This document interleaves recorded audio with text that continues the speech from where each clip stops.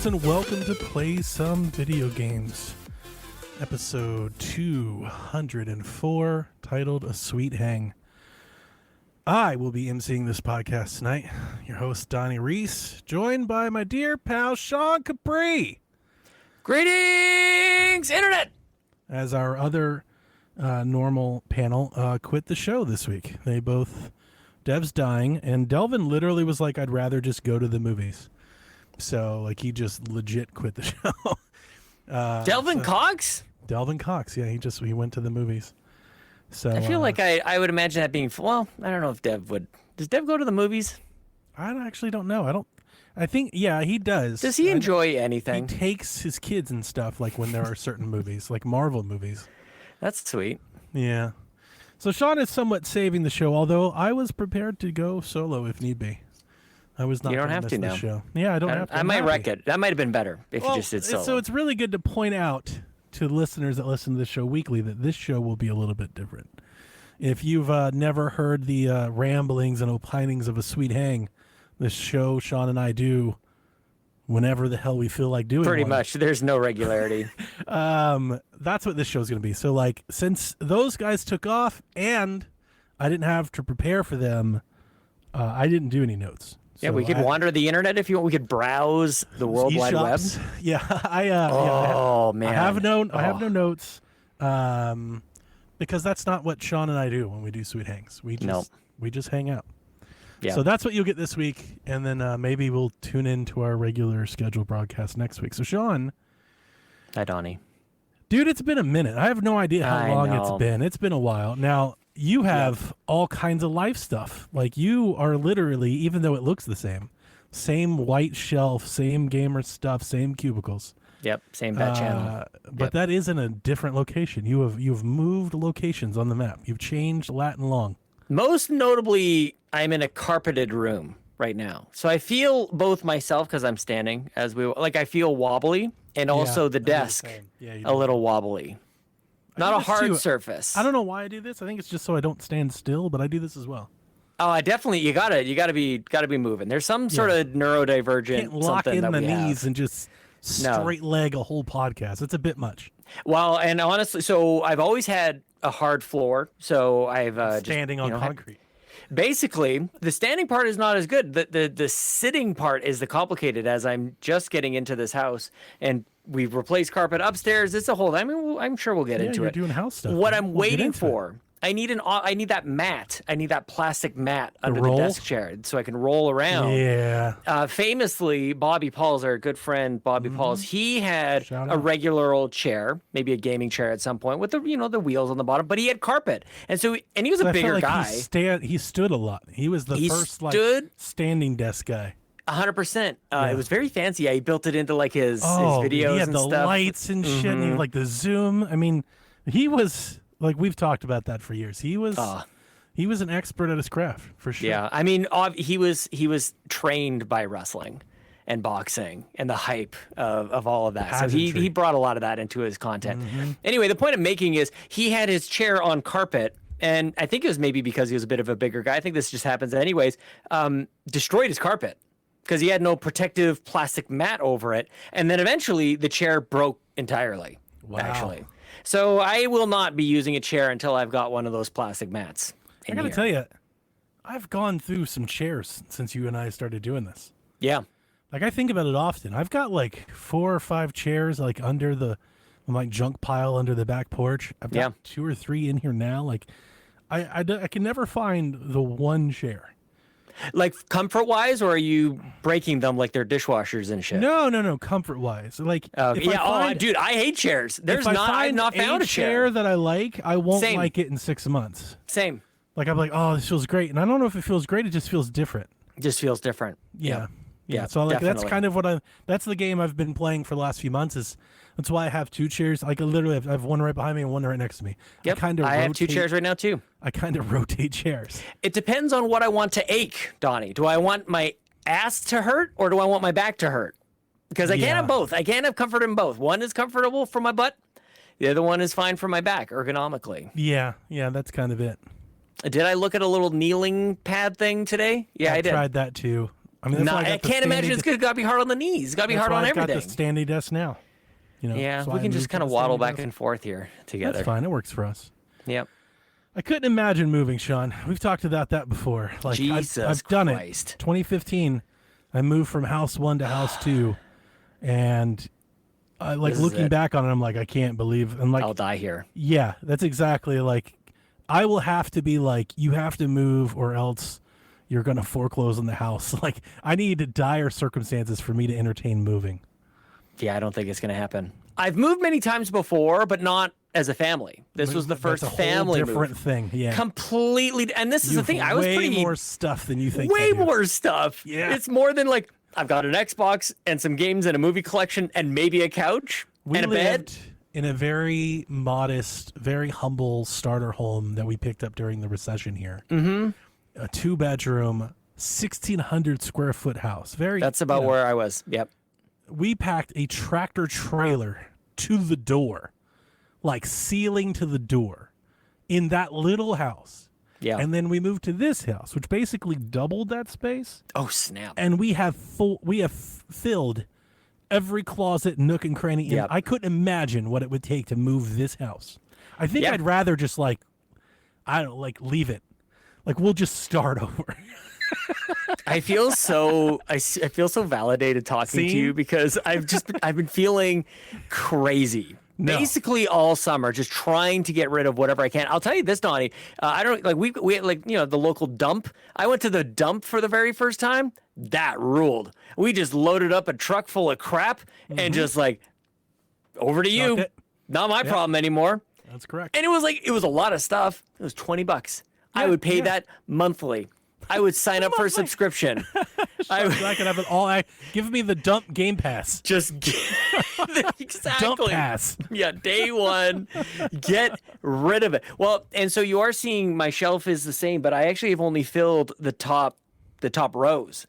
I still have like 3 rows that are empty. I'm really trying my best to declutter, man. I've got it's just too much stuff, and it all came to light over the move. It's looking very tidy. Trying, and I want to mix a little bit. I've always had like either just toys or just books.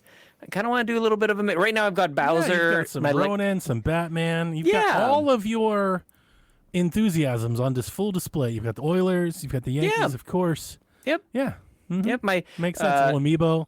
Yeah. I think it's going pretty well. We still got tons of boxes to go through, tons of stuff. Just before we went live, I was trying to teach myself how to cut, crimp, and install brand new Ethernet cable. Because you bet your ass I bought 500 feet of Cat 7 Ethernet cable to run through this bitch. It's smart. But I can't do it, Donnie. I got to practice. I really suck at this. I can't. It's I don't know if my fingers can handle this. The wires, they get all crossed and stuff. You know what I'm saying? Yeah. I'm not, it'll be a new skill, but at this moment I was getting a little frustrated with it. So this is a good timing for us to do this because I need to step away from that. Yeah. Otherwise you end up like Delvin. You just run the shit on the floor. No shot. No, I've got like the ceiling. I can run it in the ceilings. I'm going to run like tubing through here. Do you hear me trying to explain this to Rebecca and Shaq? No, I haven't listened to any Nintendo podcasts because we recorded Nintendo Drive last night. I didn't want to be influenced by Nintendo Direct impressions. Yeah, Rebecca was on Wi-Fi and we were making fun of Delvin. She was like, "Do I need to plug in?" She was talking about how far away it was. Oh, that I heard. Yes. And I was like, "You just run the cable," and she was like, "How? How do you do that?" She's like, I have to put a hole in my wall. I'm like, "Yeah, like all the other holes in your walls. Like 100%. There are holes there now." Yep.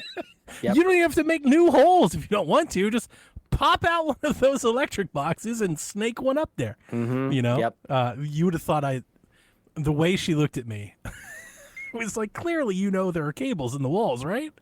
Dude, this is a common take on this. What do you mean? Like, how am I supposed to run this cable? Like, did she not just buy that place? Like, that's hers. Yeah. She can do whatever she wants with it. I don't think it ever dawned on her to actually run a cable. I get it. Like Delvin, I think they both were like, "This is fine. I have internet. It's enough." No, it's not enough. No, we need to be louder about this because Wi-Fi Yeah. It's when nothing Sean? else is. It's for devices. There you go. Look at My this. Switch 2 dock's Ethernet port has stopped working. Oh, I saw that. That sucks. This Speaking is of like which, the 4th or 5th report in Shackland of people's Ethernet ports stopped working. it's not good. I think there's a fan in the dock, and everyone said it's to keep the components cool. I think it's not working well. Now, Just melting in there.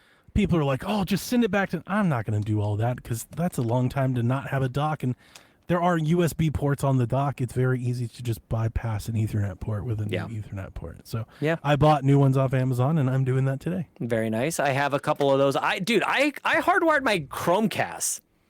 Yeah, Like that's what we're doing up in here. I have everything hardwired except my Xbox, which what is of all the basically things? it's just a glorified Blu-ray DVD player. Yeah, it's all it's doing these days. Yeah, that's fair. So, No, anyway. that's all right. Well, before we get into any sort of gaming news, I do want to hear how's the new house. You got a new I love place? this house. I I bet. love it. It's an older place, old bones, probably got asbestos in here somewhere. What is an older build in Canada? Well, for here, it's like I don't know if I don't want to speak on behalf of Canadians. I don't know what anybody else might think. Because I ask for a reason. Because where I'm from in Ohio, when you say it's an older home, that shit can mean like World War II. That makes sense. That's know, good clarification. But here in Georgia, I live in an older home, and this house was built in 1989. Right. And in Georgia, people are like, "That's ancient." Yeah. Yeah. That makes sense. So, like Eastern Canada, you're going to get that. A lot of, 1920s, that kind of stuff. Okay. This is about 50 years old. It's like built in the 70s. Okay. Yeah. Not bad. So, not too bad. Not too bad. And back then, a little bit bigger of a lot. The backyard is awesome. There's actually no fence back there. It just opens it up to Just keeps going to the wilderness. just goes out into public space. There's like a green space back there. There's frisbee golf back there. There's a running Disc trail. golf. Yeah. I had a whole chapter of my life devoted to disc golf. That's why I mentioned it. Yeah. Right in my backyard. Yeah. It would blow people's minds. I once had a world ranking. I once ran tournaments for charities. Like, You live many made lives, money. Donnie. Yeah, it feels that way. I've Yeah. had definite chapters. Like, I just nuked my YouTube subscription history and started over. Dude, Is this good? Should I do this? There were like 30 disc golf channels. I was like, that's a whole lifetime ago. Oh, I haven't man. thought of this stuff in a decade. That's crazy. So I've enjoyed it. I went from I was talking about it on the podcast. I was scared that I have to do it manually. Then of course I found a tool that runs a script that does it automatically. It took over 2 hours for that script to deplete my subscriptions. That's how many subscriptions I had. It was like 2,200 something, and I went down to 41. Wow. Yeah, 41. That's pretty good. So How do you feel now that you've done it? You spent a lot of time doing this. You set out your goal. You did the I gotta thing. tell you, It doesn't change anything. no, it does. I'm not seeing as much crap, which is why I started. Oh, okay. I was seeing a bunch of stuff. I looked at my subscriptions page one day because my For You page wasn't giving me anything I wanted. Okay. And I just noticed, I had to scroll to find a video I cared. Scroll. I was I heard this you is say that. crazy. I think that's it. I didn't realize subscriptions played that big a role. I feel like we are over subscriptions. It doesn't even really matter. Subscribe to the channel. Yeah, it just seems So like I gave everything up else on matters. using my subscription page because it had gotten so unruly. right. And instead of being faced with organizing it, I was like, I'll just use whatever it recommends to me. But doesn't it recommend what you've watched recently, and that would supersede any of it anyways? Correct. However, a few months ago, they made an adjustment to their subscription page. And I started seeing a bunch of stuff that I had never watched before, stuff that had no views. I was like, what is all of this? Yeah. And I took to Reddit, and there was a bunch of threads in Reddit about it. People were big mad. And they were like, yeah, they're and I'm starting to see more shorts. I'm starting to see a push to more content that I don't want to see. Yeah. So my recourse to that was trying to clean up my subscriptions. I want to reclaim that page, and I have been using it. Using it. I wouldn't say it's not changed my YouTube behavior at all. It just makes finding what I want to find easier. Yeah. Because I got into I'll tell you, this is the best way to explain it. Sometimes, if I can't sleep or like say I'm a little high and I just like want to veg out on some dumb YouTube channels like veg, I actually would have to go search for them. Yeah. Because I couldn't find the videos soon enough. And like what I wanted to do was the same thing that you've known me to do, because I think this is just a me thing that I've done on Twitter and I did on Blue Sky. I wanted to build specific feeds. Make your channels. feed. Yes, 100%. You can't do that. Yeah. You can't build playlists of certain channels. You can do videos, but not channels. So I couldn't create like a, video games channel, a news channel, conspiracy channel, you need multiple YouTube accounts. That's how you do it. Black holes channel. I couldn't do anything like that.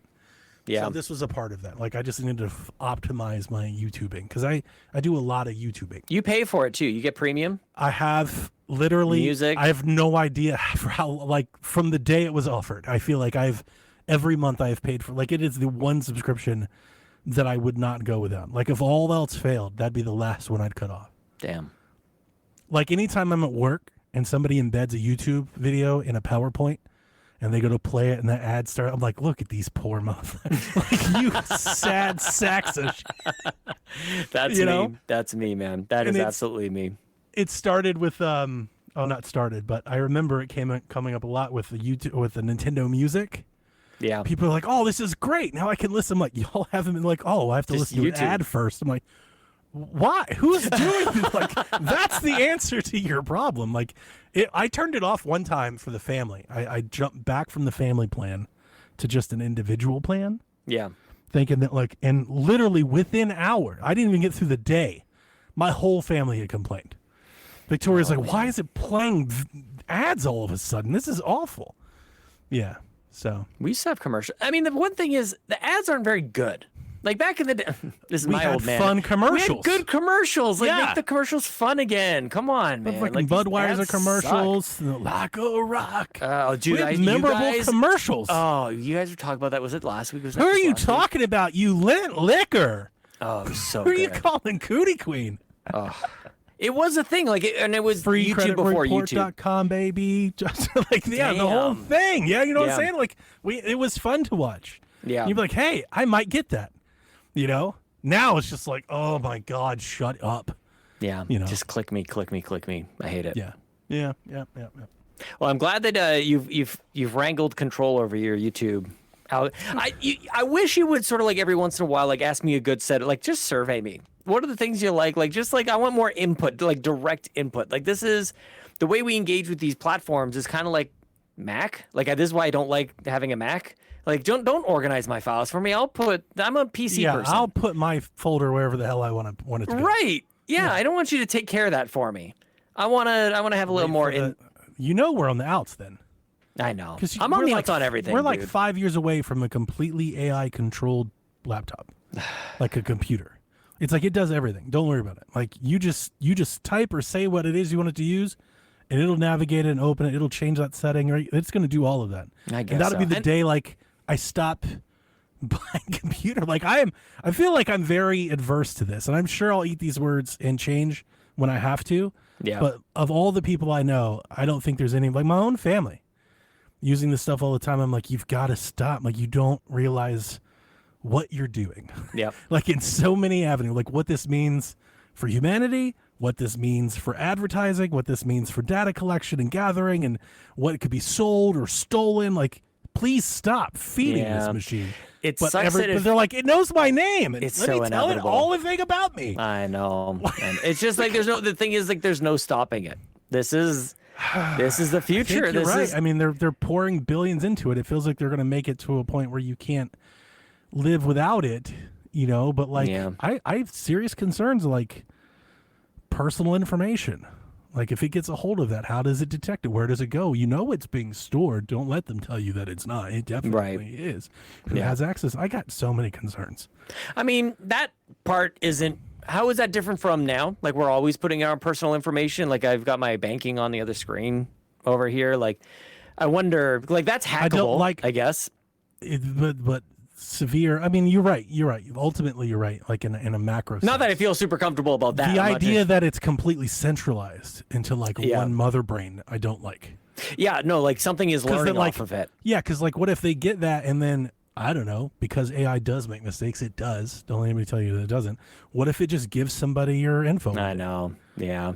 Like, yeah, that's the thing. It's the request and retrieval of information that's happening. Yeah, more dialogue. I can't remember what I was listening to. Somebody was mentioning something. I was like, this sounds like the way it would make mistakes, like you were saying.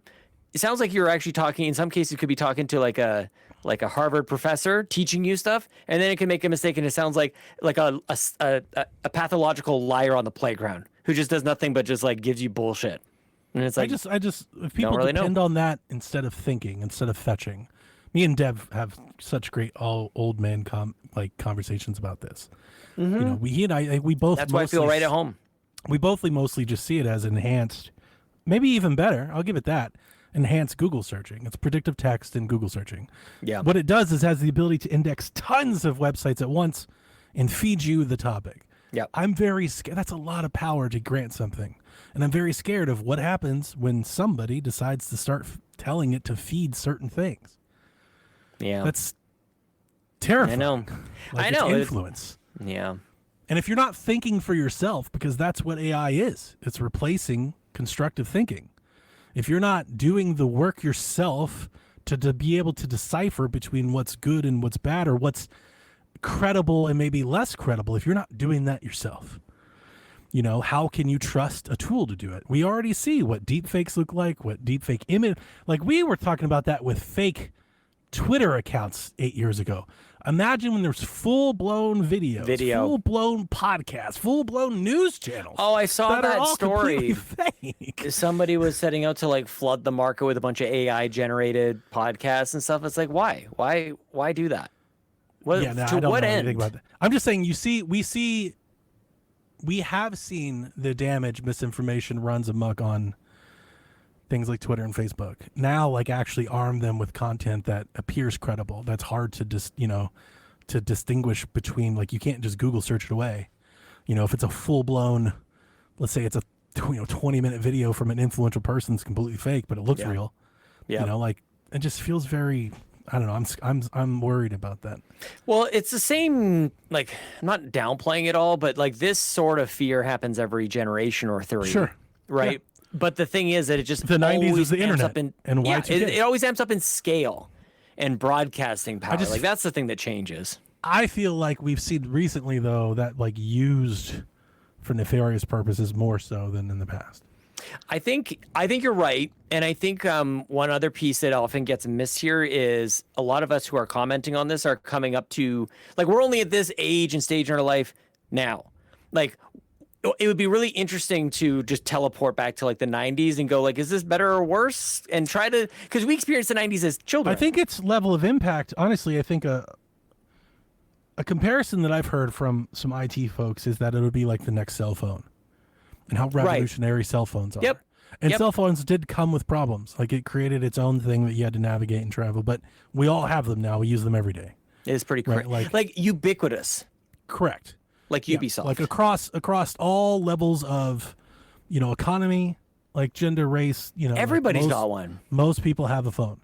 And like, I've basically heard it used like that. That it'll be a tool that you just rely on all the time for that. I don't know. I just see a lot of people being replaced. That's really all I see. Is people being replaced? I know a few people who wouldn't mind.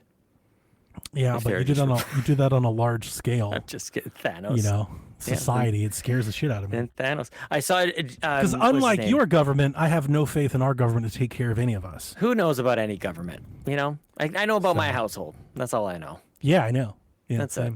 That's all I worry about. Anyway, I have no wrestling to talk to you about. I wish I had wrestling. Like you guys have your. You guys always talk about wrestling. It's like, sometimes. Man, I want to catch up on my wrestling. I haven't really been watching much recently. There's just too much of it. Like I catch highlights. I catch clips. Too much everything. That's true. I feel that way maybe across the board. Too many games. You gave up on Hollow Knight. Why have you given up on Hollow Knight? I gave up on Hollow Knight years ago. Oh, I was just saying, like, I'm so glad. I see. I'm just so glad I stopped wanting to. Like, I very much wanted to be in that group. Yeah. Are you playing Silksong? I like it a lot. Yeah, I would imagine so. So does Jason. I'm sure it's amazing. Yeah. I meant nothing ill against the game. I didn't take it that way. The clip that Jeff shared, Blue Sky that you're referencing, just looked frustrating. Yeah. And I like watched it and I was like, I don't want to do any of that ever. And if it like whatever that is, I've let go. Like I have completely let go of. That was borderline Super Meat Boy or Meat Boy, like that kind of, or even And like a crazy Mario Maker. I loved that game. Okay, well then what the hell is your problem? And I have not played one since. Yeah. Like in the years that have passed since I played Meat Boy, like I used to do that thing, and I have given up on it. You know, that constant challenge, that Dark Souls. I'm not sure what that like. There's definitely an itch that people need to scratch. There are people that want the games to challenge every nth, of their dexterity, and I'm just not that anymore. I go back and forth on it. I'm not one way or another. I'm a little bi-curious maybe on that front, because I would say a game like Assassin's Creed, oddly enough, is that you can just veg out and play it for hours and you follow the waypoint and just kind of go from mission to mission, and there's a satisfaction to that. And I guess maybe even to relate it to the AI kind of conversation, maybe the thing that's the itch that I'm scratching with these Lies of P and Hollow Knight games is I don't want to be zombie brain dead all the time.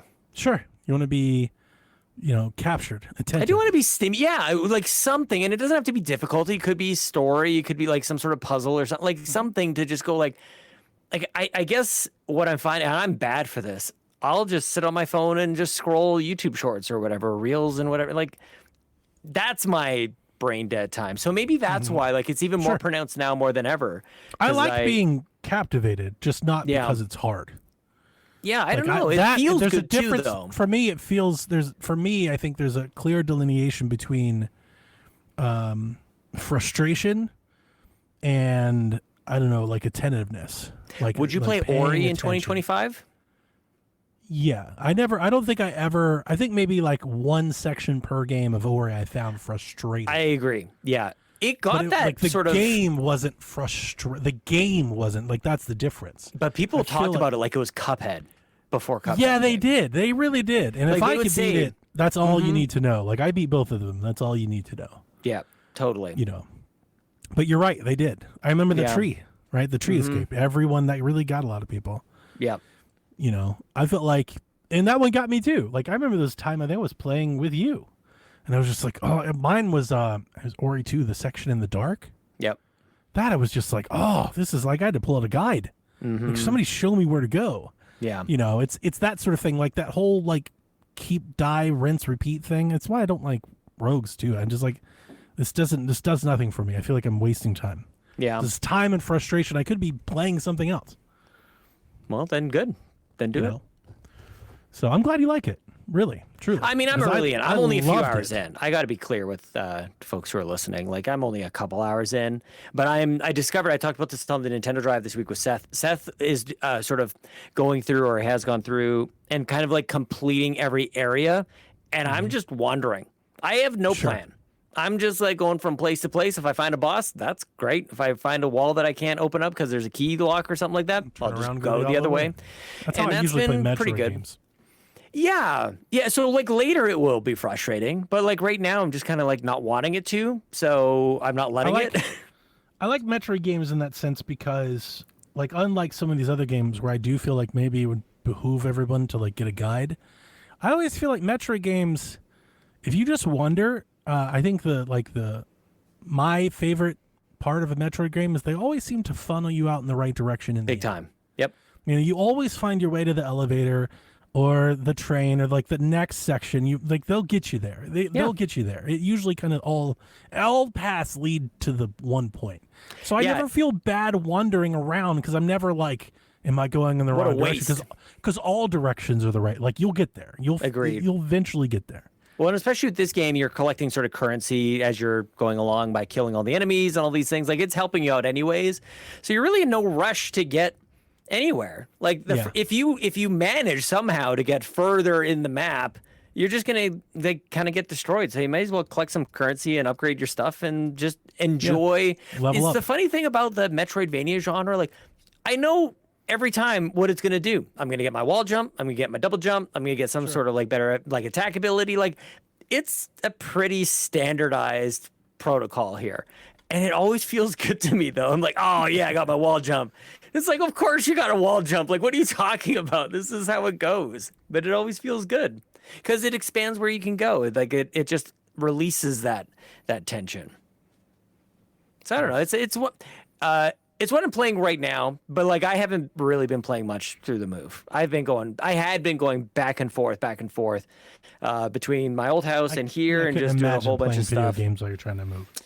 I didn't even have anything plugged in. Like the fact that I've got this, not even in the headspace, you know.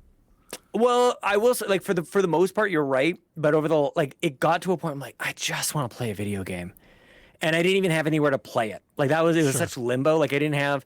There's no room. There's nothing plugged in. Yeah. Like Switch. So I've got stuff. I would bring a Switch to bed and then I would just fall asleep. So I'm over that part now. So that's kind of nice. We've got 2 pairs of TVs mounted, 2 over the fireplace upstairs, 2 down here in the basement. So I'll be wiring my PC. I'll be connecting a HDMI cable over to the TV. So I'll play PC games on my TV for the first time ever. Life. Dude, and I don't know, did you do this as well? Because I don't want to trust, I don't trust wireless. Guys, I'm wiring USB through my walls. I like that. You put in a wall plate for that? And you just I got a wall plate upstairs. Yeah, that's good stuff. I was thinking, I think we talked about this when I set this up the first time. I was like, I should have ran a cable. That's what I was thinking. While I was running cable, I should have ran a damn USB cable, and I just did it.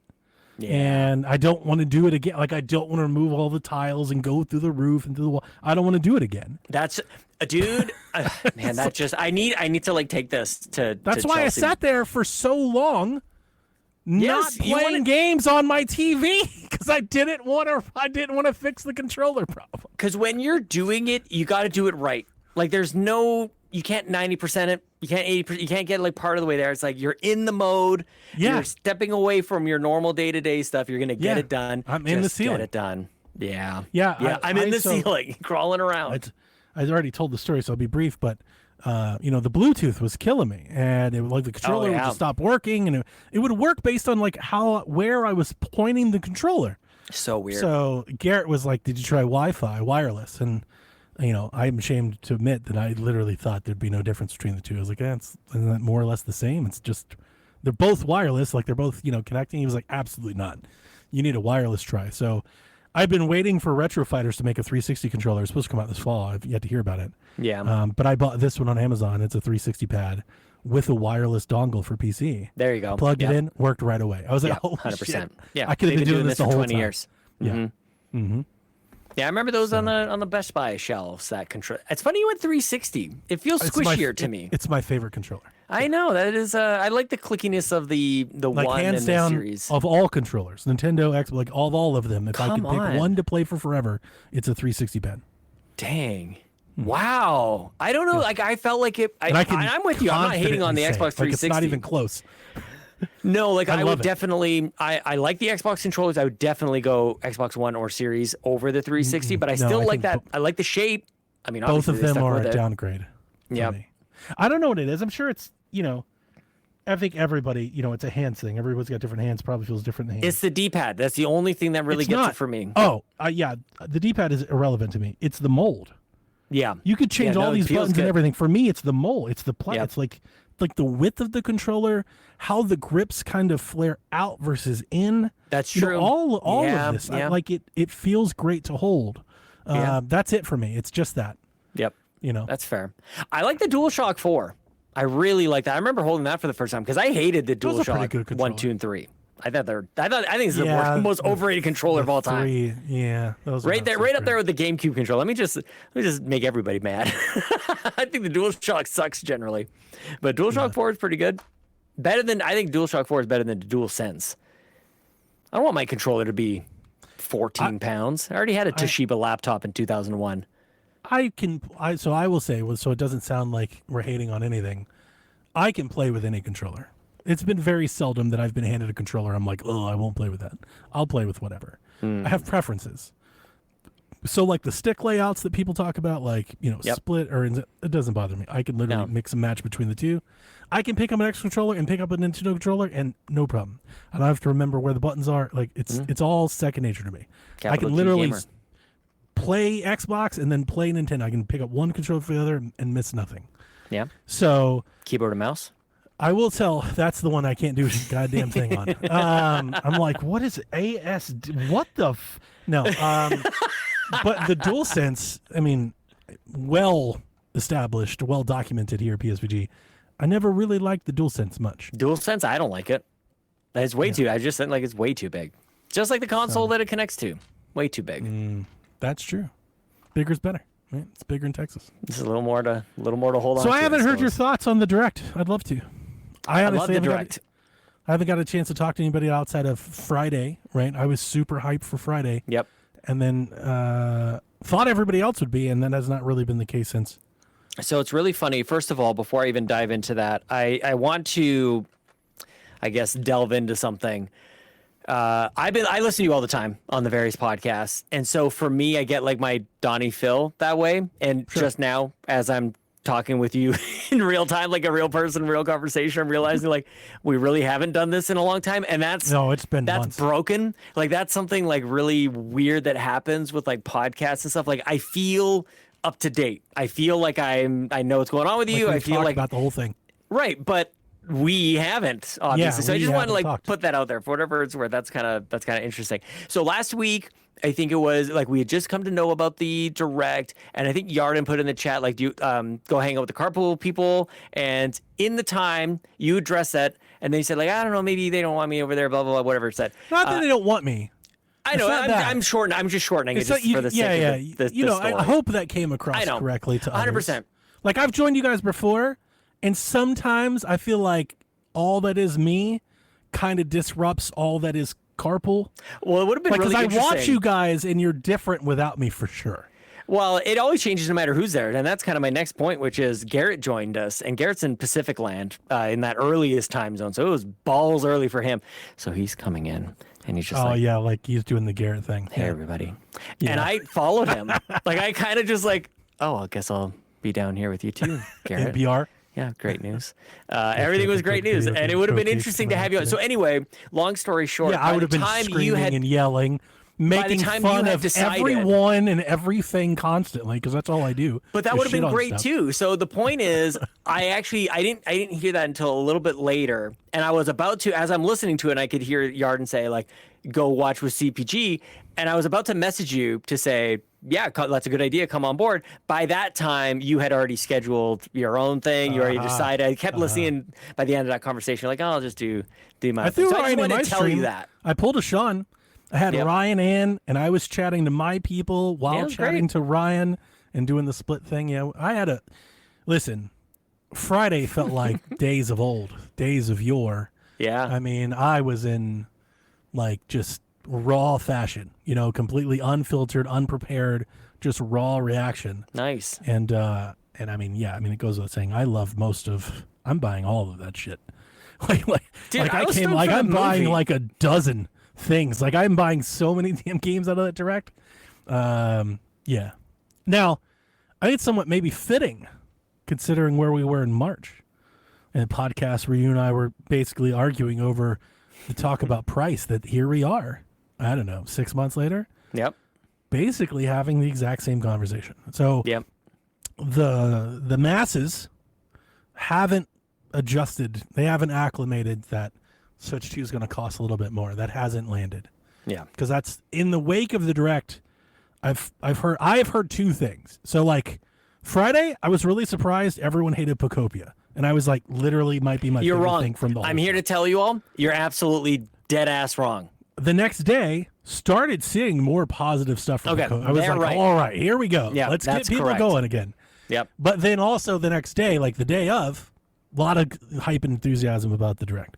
Yeah. The next day and that weekend, like I feel like every channel or source that I usually read to keep up with the pulse, constant littered with, was that good? Why are they doing, like, it's almost like walking it back, like one announcement at a time. And I wasn't sure like where you or would land. I wasn't sure where Dev would land. I wanted to talk to Dev about it, to be honest, because I felt like I was definitely, and I know this about me. Like I started a podcast called the Nintendo Shack, so I am fanboy. Yeah. Like, there's no way to not have that label. I get it, you know, but like, I am legit. It's like, I don't know. I always try to refrain from like doing these blanket statements, but people have different tastes. It's fine. I get it. But like, not being excited for that Yoshi game kind of blows my mind because I thought it looked amazing. Like, I was through the moon for that Yoshi game. I was so excited. I really was. Like, that Yoshi game. It's gorgeous. It's Pocopia, gorgeous. Like, I was fucking had like VR was such a fucking what so a bizarre. curveball. Can I be honest? Like, that's one of those things that it's worth. Like, that's like the Devolver. Just announce it. Like the announcement itself. It doesn't matter. I don't even care if they actually reveal. Like, because I probably won't play it anyways. But the announcement was just like, hell yeah, dude! Like, this is great. I love this. Yeah. I don't care if it's real or not. I wasn't Virtual in. Boy. So when the announcement started, I just see the Virtual Boy, the red games. I've seen it before in YouTube videos and stuff. I was like, oh yeah, that's Virtual Boy. They're going to add that. But then, and I thought, I said, I don't want to play that. Thinking like on my Switch screen, of course, I don't want to play that. And then they're like, but you can do it this way. It's like, now I do. Change my mind. I'm all in. Crazy. I'm so back. I can't wait to do this because I've never seen a Virtual Boy in real life. Oh really? Yeah. I've never come they're across weird. One.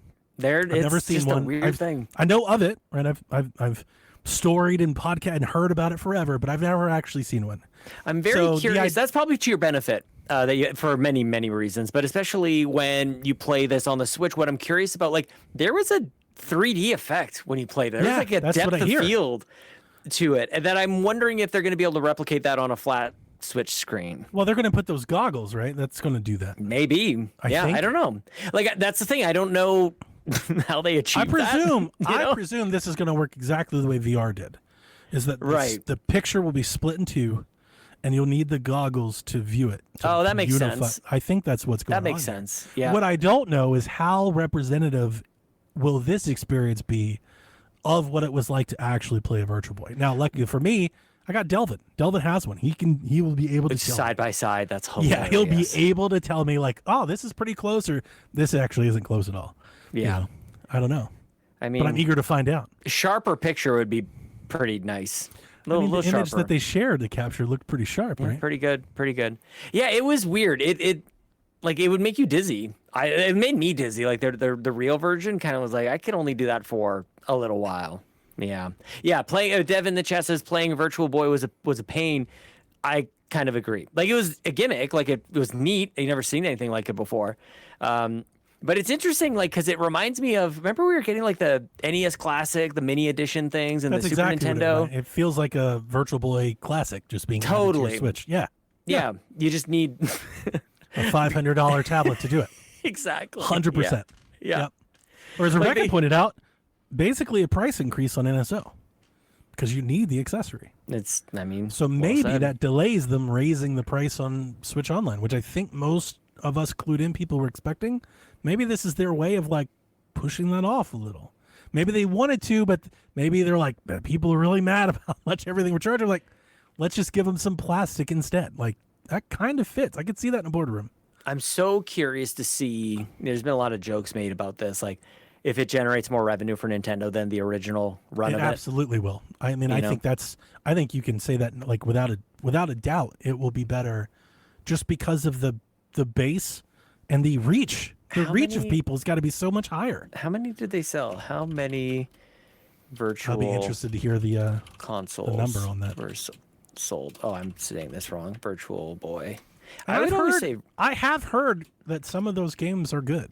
I know people make fun of Virtual Boy, and I think because of its failure, people think the games are bad. Wasn't that like Wario's like start? Was Virtual Boy? Or like Mario Tennis? No, it was Game Boy. Wario, Super Mario Land 3 was Wario Land. Okay. I mean, like his own thing. Yeah, that was his. Like that was a Wario game. Wario Land. Wario Land. It was one of those weird naming conventions. Super Mario Land 3, Wario Land. I had no idea they had a golf game. Just golf too. Got to do that. I looked at it. One, has awesome music. I shared some on Blue Sky. It's actually really good. But two, reminds me of the Neo Geo like Turf Masters and stuff. Oh, like, for sure. Really sweet animations. Yeah. Like that's the thing about those games that I've come back. I was like, the animation in these games are like really clean. Yes. Like where was this for the 20 years I played golf games? Because I felt like that was there in like 1990, but not like on Mario Golf and the early Hot Shots golfs, and you know what I'm saying? Like, where was that? Because you play Turf Masters, that shit is like it looks good today. Like it still holds up. Like, man, this is really good. I played Lynx on PC. Yeah. So we both have. Yeah, I like that too. That's pretty good. Yeah, and animations are killer. Yep, pretty good. They're like pre-recorded video almost. Well, like, they weren't wasting their smooth. time with all those colors. They had 16 colors to work with. They might as well work on the animation. Yeah, so many Nintendo Virtual Boy sold weird. 770,000 units worldwide. I feel like that. This has a good shot to beat that. Are 700,000 people going to sign up to buy that toy? I would have said yes on Friday, but Rebecca really soured that Friday night. She was like, nobody wants this. And I was like, I think we're going to have a hard time getting them. I think it's going to sell out. This is a great example of Nintendo is in a space now where they could put out almost anything and people will buy it. Like that's kind of the point of all of it. Galaxy. The pricing on the Amiibo, Galaxy. That's the big thing. Galaxy I keep seeing. That's the one where people are like, I can't believe they're doing it. I'm like, I can't believe that you believe that you can't believe it. Yeah. Like I can't believe that you can't believe it. Yeah. Like what do you mean you can't believe? Fucking Mario game for one. That's like easy. What's the disbelief? I genuinely don't understand. Two of the best Mario games ever. Very beloved. I kept thinking about like people who would have grown up as children with the Wii. Perfect timing. It's Perfect 20 years time. later. With the movie. Yeah. It's gonna sell like crazy. Yeah. Yeah, every now and then, like when Nintendo kind of gets focused and is like, oh yeah, like they kind of get organized. Like, watch out, dude. It's like, gonna they're coming for GTA. It's gonna sell gangbusters. And what I've been seeing is a lot of people like, it's the normal. So I'm of two minds. One, I'm not upset if people are angry about pricing ever on anything. If you hate the price, bitch about it. I'm totally fine with that. It's the comparisons that people make. Where like I have seen and read a lot of things where people are like, yeah, but the Tomb Raider collection or the BioShock collection or Mass Effect collection was 3 games and they were all remade and it was less than $70. And it's like, yeah, but those aren't Mario. And the part that I had a really hard time, not hard time, but the part I was trying to like maybe connect in our Discord is I feel like for years, almost every outlet that I've read or listened to, professional and indie, have all said something along the lines of, and Nintendo does their own thing, and Nintendo's brand or their power is the IP. It's not the hardware. It's not the pixels. It's not the resolution. Like that is a universally shared opinion. Yep. And then Nintendo releases Galaxy, and they're like, how could they do that? It's like, how can you have both of those things? That's a fair statement, actually. That's the thing that like I really like. That's the part that brings me back. I'm like, yo, a year ago I could pull a video of you being like, well, it's Nintendo and Mario Kart's gonna sell, so they're gonna do what they're gonna do. Yeah. And then it's Galaxy, and they're like, this is too far. It's just like, what the fuck? That's true. I can't really reconcile that. I can't either, and that's the part that I get hung up on. That's the part closest I can get to it. And it's the same frustration I had with 3D All Stars. Was Nintendo has the seal of quality, and I'm frustrated when they don't. I have the same frustration with the Gears of War Reloaded. These games deserve better. If you're going to bring them back, they deserve better. My focus is less on the price, and inherently it is attached. It's about the value proposition that they're talking about. But I feel like Galaxy deserves better. I felt like the 3D games on like 64, Galaxy and Sunshine, I feel like they deserve better than a ROM dump. Like that's kind of like where I'm at, where it's like, because it feels more like Pokemon Company than Nintendo. Just cashing in on that brand value rather than upholding the quality thing. Like, don't make it seem like people will they can get away with this. I'd like to push back on that a bit. Okay.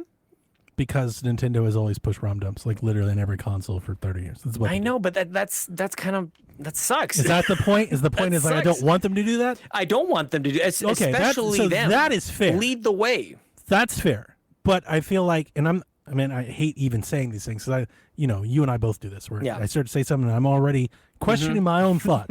I'm ahead of what I'm about to say, Sean. I get it. I hate being like, oh, he's just a shill, and I hate doing that. But Nintendo has often said that they want to preserve the original state of the games. They do remakes every now and again, usually for special occasions. But for the most part, like if I go back to 64, and we can talk about SNES games that became 64 games, or 64 games that became GameCube games, or literally 64 ROMs that were just put on GameCube ROMs that were put on Wii. Like, we have a whole history of that. Don't even in the portable space, it's even worse. Yeah. Like, the GBA, just the Super Nintendo, they're just putting this shit on it. You know what I'm saying? Totally agree. So, like, there's just a lot of it. There's a lot of evidence of, like, this is, again, I think that's the evidence that makes people go, well, Nintendo's do their own thing. Like, they're not beholden to this competition that Crystal and PlayStation or Xbox or the Coalition or CD Projekt Red, they're not playing that game. Yeah. That's not their standard. And I feel like everyone agrees with that until Nintendo does something they don't like, and then they throw that out the window. Because with Nintendo, it is about brands. They have Mario. Guess what? Somebody's making a movie of their game, not like not most other games. Yeah. It's Mario. And you're right. Like the evidence piles up over years and generations. And then I just like pluck one. I'm like, can you just do like the Mario 3D World? I love that game. Yeah. And I love what they did from Wii U to Switch. Like, I'm not asking for the world here. Yeah. But like, they did. They are just a little bit. They're doing 4K, some texture work. You got mouse controls. You get amiibo support, of course, and they're adding in like an easy. That might be enough. A bunch of stuff, and that might be enough. You're getting both of them. Because, and here's where I'm not being like too loud about it. Like, I want to measure myself here because I love the Galaxy games quite a lot, and I probably will be buying. I think these are two of the best games. Like these are two really, really good games. This felt like Nintendo really going for it. Like, and especially as somebody like self-declared, I didn't love Sunshine, really didn't like the GameCube all that much at all. And so to go from 64, skip Sunshine, go to Galaxy, it's like Nintendo is leaning into this. Like, they're not fucking around anymore. And we're not in Luigi's Mansioning this. Yeah. You know what I mean? Yeah, I do. So that's why Galaxy lands like that for me. I think it's going to, I know we're all going to get the side-by-sides on the 3D collection versus this one. I hope this one shows better because I think theoretically, it should. Yeah. It's a higher resolution, right? It's going to fit the 1080p screen better. Like that visual fidelity should Galaxy, even on the 3D collection. If you had a Switch OLED, Galaxy pops because the art style is so good. Like if you give that a slight res boost, and you can fill up a 4K TV in that thing. That's all I'm looking for. It's gonna be really nice. That really is all I'm looking for. Just a teensy, because it is a couple generations old at this stage. The other one that I see often is Prime. How can they do this? Prime Remastered's $40. And I feel like I want to say it out loud for other people to hear that that's the difference between Metroid and Mario. Like I feel it's so super easy to see, but people are like, Metroid had way more work done. It was half the price. It's like, then go buy Metroid, because guess what? Most didn't. Yep. Most did not. Yeah, it is funny because it feels like kind of just capitalism at its like just supply demand. People will pay what they think is worth. Like, it's kind of basic. You were right. I think we were both in the same place back then. But back then that was all the talk. So I definitely wanted to give it what I felt like its credence was due. Sure. But like you were saying, like, hey, if you don't want to buy it, whatever, but I'm telling you people are going to buy it. And you were right. They have literally sold more consoles this amount of time than anyone else. Yeah. So, like, if you're pissed that they're going to put Mario out, it's like, guess what? It's going to sell a lot. So just, I don't know, be mad. Like, I don't know what to tell you. Yeah, I don't know what to tell you. I think I'm right there with you. It's like, I don't know. Just don't buy it. I don't get it. Like, I embarrassed myself on the podcast last night because I got into that price conversation again. I'm like, I'm just done. I'm so, like, done with complaining. So it's like, buy it or not. I don't care. Yeah, I don't know Nintendo stock or shares. It doesn't bother me the Amiibo's at tough. all. A $50 Amiibo is too much for me. And guess Yep. what? And I voiced that. I'm not buying them. I won't buy those. Yeah. I can. Totally have the money. I'm not like I want the Galaxy ones. They are gorgeous. Yeah, they really are. So I'm hoping to get them for Christmas. Like, I'm going to ask everybody for Christmas because I can't do it to myself. Well, so as I just packed up all my stuff, as I've mentioned, and I haven't really like looked at these collections of Amiibo and Skylanders like this in a long time. And it's like, how many Bowser Amiibos do I need? I've got the Smash one. I've got the Mario collection thing. Like, I've got all these different. I got the wedding from Mario Odyssey. I've got all these different ones. Do you have the cereal box top?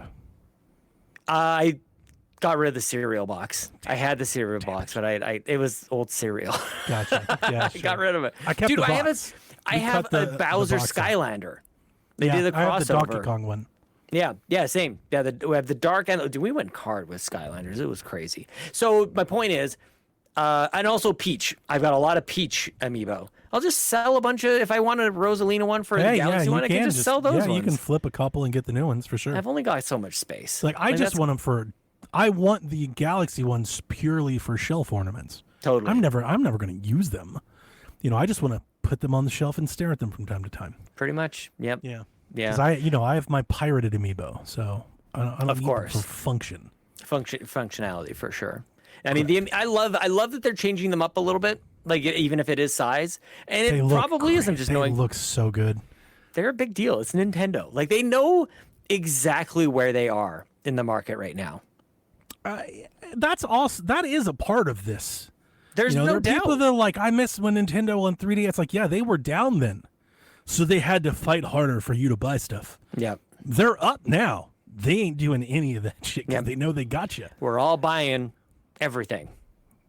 Like I am literally buying most things that like all the like that direct was. I was over the moon. I'm getting Fire Emblem, this wish brilliant list, Yoshi wish game. list. Yeah, like literally, like how am I gonna, like honestly, the one game that I'm somewhat iffy on, but I have already purchased is Metroid. That's the one game where I'm like, I guess. Were you always this way, or did this last reveal? No, it wasn't the last reveal. It was basically Prime Remastered. Oh, when I got Prime Remastered, ruined it? No, it was beautiful. It was gorgeous. I loved it. Just didn't finish it, and didn't want to. Yeah, not compelled. Like I got to a point where I was like, I'm good. Yeah. And I'm wondering, I got that same point with Dread, and I've always said this. I'm not going to pretend that I love Metroid. Yeah. Like I like some Metroid games, but I'm not Metroid guy. Yeah. And I'm happy to own that. It's never been my thing. So 4, I was always kind of like this. The last showing did not help. I didn't come out of there going, I can't wait to. But I already had vouchers. I already pre-ordered it, so I'm in. I'm going to be there anyway. Like I'm going to play it. I'm probably going to tell you right now, probably not going to finish it. I'm probably going to play it for about 5 hours and then tell you what I think about it and move on. I'm a completely TBD at this point. Really depends on what's happening in December for me. Unless I love it, then I'll keep playing, of course. Yeah. But I haven't loved Metroid Prime since the Wii. Yeah. I haven't loved Metroid since the Wii, to be honest. Like I beat Samus Returns. That was the last Metroid game I beat. Was that the 3DS one? 3DS remake. I have it still in the wrapper. I need to play that thing. That is a good one. I liked that one. Yeah. I need to jump into that. I think I would like it. I don't even know. I've never played a Prime game. Never played 3D Metroid. Actually, played a bunch. I've never completed Super Metroid. I played a little bit of it.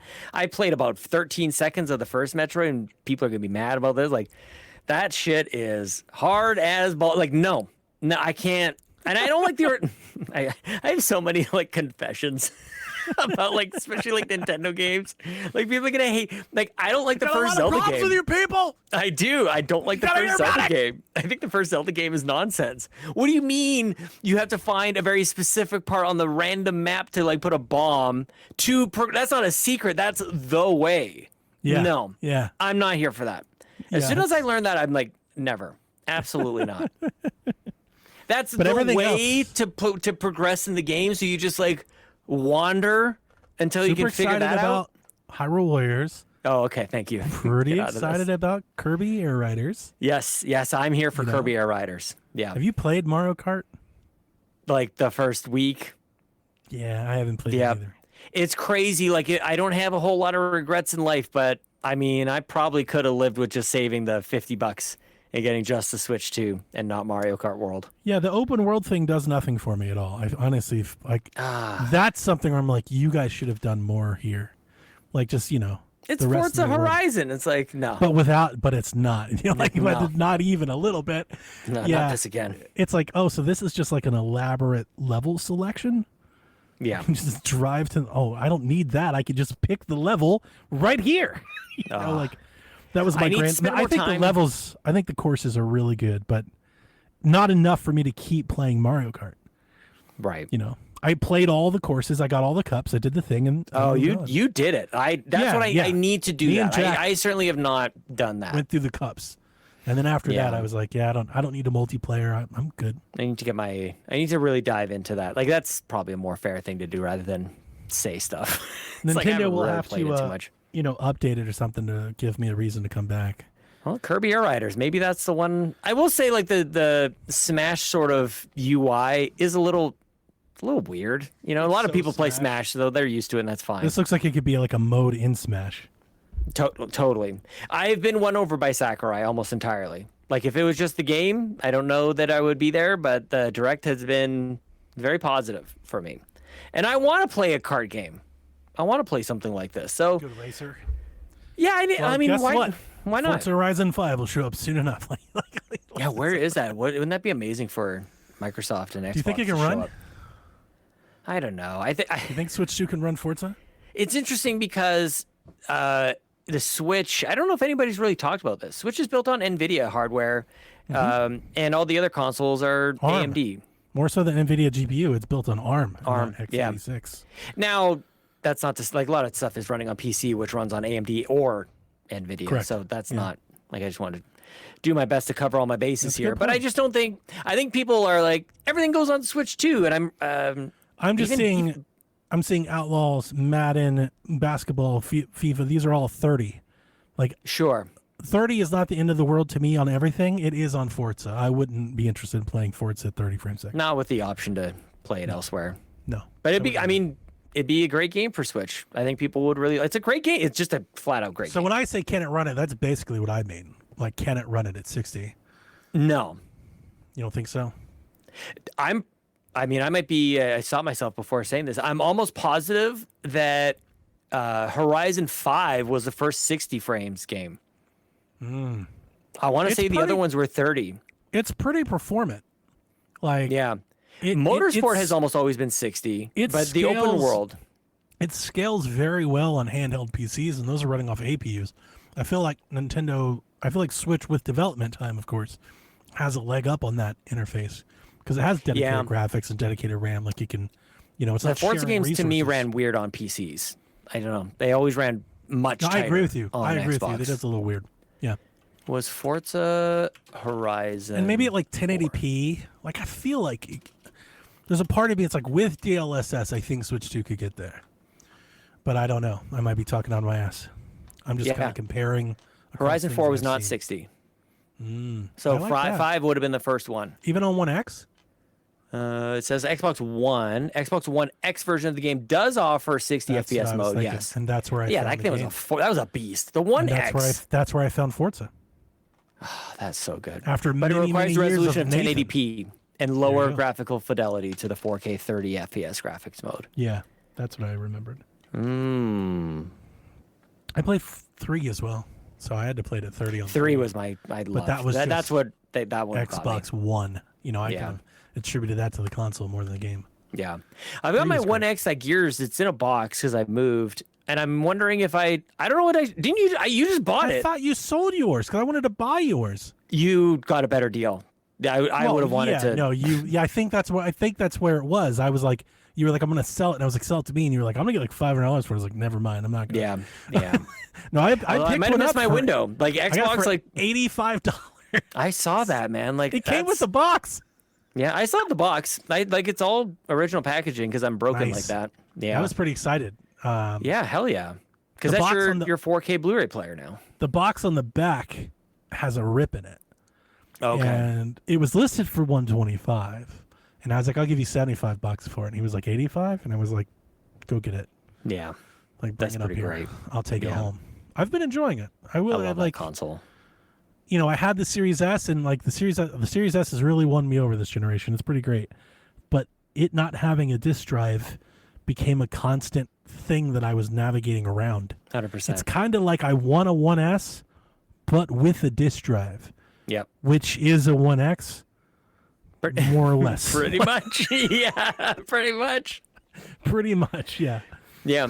1X is great. It's one of the best things Xbox ever did, I would argue. Yeah, no, it was a great console. Yeah. Yeah. They really there's a lot of belief back in those days. Yeah.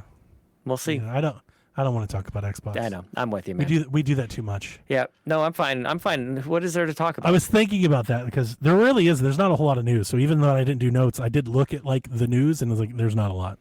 If anything, it's like next week, I guess PlayStation's going to have a showcase. Ghost of Yotei comes out next week, I think. So there's that. And then I guess TGS is next week or maybe the week after. Oh yeah, that's where we'll get some Xbox. That's where that Ally and stuff I think drops. And apparently Forza is going to be in Japan. And everybody's expecting that to be there. That'd be pretty exciting. That is pretty exciting. Day and date on PS5. Wait, Forza in Japan is something I would play for sure. The location does matter a lot with those games. It does. It's the whole vibe. The location, it really music. Is. Yeah. Yeah. I was like, oh, they did Australia. How do you do better than that? And then they did 4, Japan. Which was Japan. Like, I mean, Japan Mexico's is great. better than that. Mexico's pretty dang good. It's a good answer to that question. Didn't like it as much as Australia. Yeah. Yeah, I'm probably with you, but like it's not, the gap isn't far for me. Right. Not nearly. Japan could be better than all UK. of them. I miss Midnight Club a lot. There it is. Yeah. So. I mean, I miss having more. Yeah, like somebody was talking about Need for Speed recently, and it's like I used to play a ton of Need for. I mean, I played racing games all my life, Project Gotham Racing, and all these things. Yeah, sure. Most Wanted, Burnout for sure. Like I mean, only going back to Carmageddon for God's sakes. I'm getting the Fast and the Furious Cruise and Blast game next week. That's hilarious. I absolutely am getting that game. Cruise and Blast was the shit. Nice. Gotta have that Ford Fast arcade game. What do we got coming up here? I'm looking at of course, Game Informer. I feel like I'm okay for the next couple days. I got Dying Light and fucking Galaxy. Oh my God, right after. Hades is right up in here. Damn. Mm-hmm. Are you doing Silent Hill? Silent Hill F. Did you see the review that got leaked on Reddit? I think it's fake. I think it's bullshit. I don't even think that was like a real review. Because everybody was piling on that guy pretty hard, which, I mean, if did it maliciously, deservingly so. But that little post he was not a review. I agree. That's what I'm about saying. The story, and he was just talking about like, here's the basics of like that could have been a hands-on impression for all we knew. Except for the score. I think the end of the post say like I'm going to give it a 9 point something. I was enjoying seeing a bunch of writers be like, I can't believe he did this, and it's like, I don't know. This was my initial reaction. It was, I could totally see how, especially at a bigger publication, that could happen. I don't know. I don't know this reviewer. I don't read. That's what I mean. DualShockers? Like, has DualShockers said anything about this? I have no idea because I don't pay attention to them. I have no clue. But if this person is a freelancer, perhaps the editor just got a code and sent it. Maybe it was a Slack chat or something. Maybe they assumed they knew not to release anything before.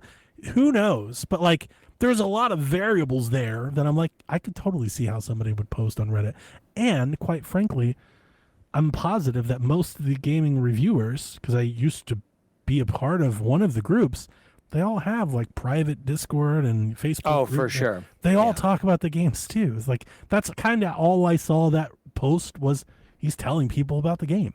Yeah. Not like everything in the story and the narrative. Like, no, he's just telling them like, this is kind of how it plays. This is what you can expect. This is the general take on the gameplay. But to your point, to your question, that little thing did say something like Dark Souls-like combat scenarios, and I was like, absolutely not. Oh, yeah. Get you out of there. Yeah, I was like, because everybody's like, I can't believe he did this. I fought the nerve to repost it, me like, I'm glad somebody informed me. Now I know not to buy it.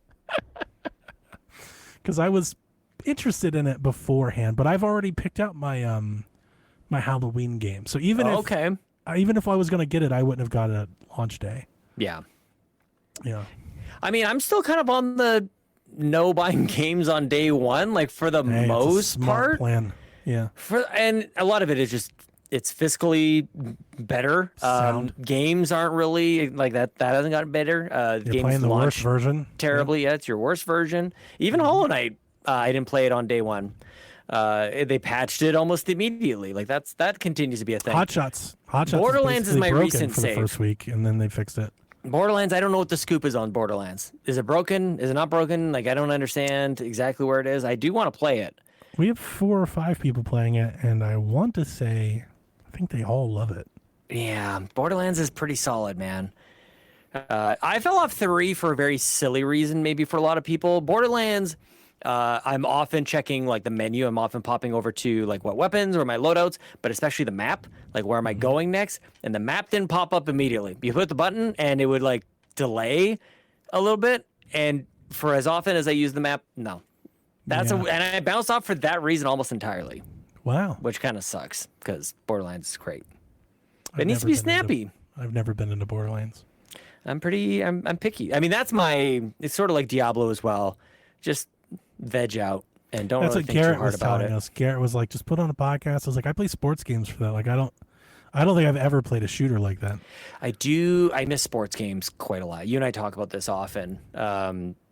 Yeah, I miss NHL. I've never really been good at Madden because I'm bad at defense, particularly. Like I'm really like I don't know the game like you do. Like I wasn't raised on football. Yeah, sure, I get it. You know, so I'm like, okay, a dime package. Is that good? Like, do I do that? I don't know. Like, yeah. I can coach you through it. Sounds like it's worth more than the nickel package. Sean plays Madden, and I'll be the coach. That would, dude. Can I be honest with you? I'll explain kind of what it is and then what you should do, like what to look for. I want like a series of that. Like just get a bunch of people teach me games. So these zones up here are out because they're double covered. So you're gonna look for outs, change your routes. Like, yeah, I could do that. That sounds amazing. I could John Gruden a dry erase board. Yeah, no, like dumb it down like John Madden. Just like, so what you want to do is run the ball at least 10 yards. Pound it right in the middle. Yeah, I could do it. Yeah, the team that scores the most points is the winner of the football game. Thank you. I'm getting slower at Madden. I noticed that. So we got Madden for Switch. I got it on sale on eBay, which I was pretty happy about. And I was playing with Jack. Oh, yeah. Interesting. What, you don't do eBay? I do eBay, but like for old stuff, like collectibles. Oh no, I got a brand new copy of Madden for $38.50. Come on, are you? I don't think I need to know that. The moment that they dropped the sale price on the eShop, all physical copies started plummeting in value. So I just waited until it came. Like I told everybody, because it wasn't at 60 and like nice, because it was kind of hobbled. I was like, I'm gonna get it, but not for $70. Like I'm gonna wait. You know, like sports games, you can always wait out. Like, and I didn't even have to wait that long. You know, like I guarantee if you go with Black Friday, you'll get it for $25 or $29.99. You know, it'll this be cheaper needs to be. I know you guys like to do like whatever the hell you want to do on this show, but I want to install a new segment into PSVG. Donnie's deals. I want to know deals with Donnie. Whatever you want. Like, there's definitely some alliteration in there, but I want to know about this stuff. Like, you always got like you're always scheming. You're always got the upper hand. So I was telling the chat earlier. So I was pretty vocal about a month ago. Sam's was running a killer sale where you basically got 5 $20 gift cards for $80. Buy 4, get 1 free. Yep. Right. I bought like 5 of them. Yep. I'm gonna do that. I'm gonna spend all that money over time for a Nintendo. You know? Yeah. Yeah. So Costco's the same. Costco does the same thing, and then use that to get the vouchers. That's exactly what I did. So I used the 80 to buy a pair of vouchers, which got me Metroid Prime and Pokemon, which I'll upgrade to Switch 2 for $20, right? Good. That's $100 for both those games. That's pretty good. See, that's how you do it. That's how you can afford to buy game 8 and 9 is by saving on games 1 and 2. That's right. I have to. By the amount of games I buy, I have to. I can't 100%. Afford to do it any other way. Yeah. Yeah, I might have to just go ahead and do it. I need to treat myself. I've been bust my ass off this last summer. Cash in. I have cashed in all of my rewards points. I've either had for all of my store like your coins. I see. Like my Capital One rewards points, my GameStop rewards points, my Best Buy rewards points, my Sam's Club cash. I've cashed in all of my things. So I've all the games that I have just pre-ordered. I've gotten them all. I think I spent maybe $25 out of pocket. Have you done this? Give me a rundown of what you did pre-order, because I might want to write this down later. What have you got? I just gotta get like an image of what is out there, because I don't even remember. I don't think I've done something like this since the Wii U days. I have Galaxy 1 and 2, Air Riders, Kirby, Metroid, Pokemon. Which Pokemon? Za? Yeah, Za. Here's the big one. Final Fantasy VII. On Switch, I love it. I feel like I'm talking to Bobby right now, just like sending a message. Nintendo, give it to me. Like Bobby would do this. Final Fantasy, are you high? What the hell? Long time hater, and would love to keep that going. I love a good deal. And they're releasing that damn thing for $40, and I was like, it's pretty good. It was my last coupon. I had a $25 reward voucher at Best Buy, so I'm picking up Final Fantasy VII for $15. That was That's like the amazing. $20 out of pocket that I paid for. I mean, you can't afford not to. I really can't. And I have a couple of indie games and limited run games that I've already paid for. Like I don't know, like the next 6 months of my games are basically accounted for. Yeah. And they'll all just start arriving, and I will play them as they come in. But after that next year, there is something to that where you just make the decision now. I'm going to buy I do that. Because I know everybody doesn't.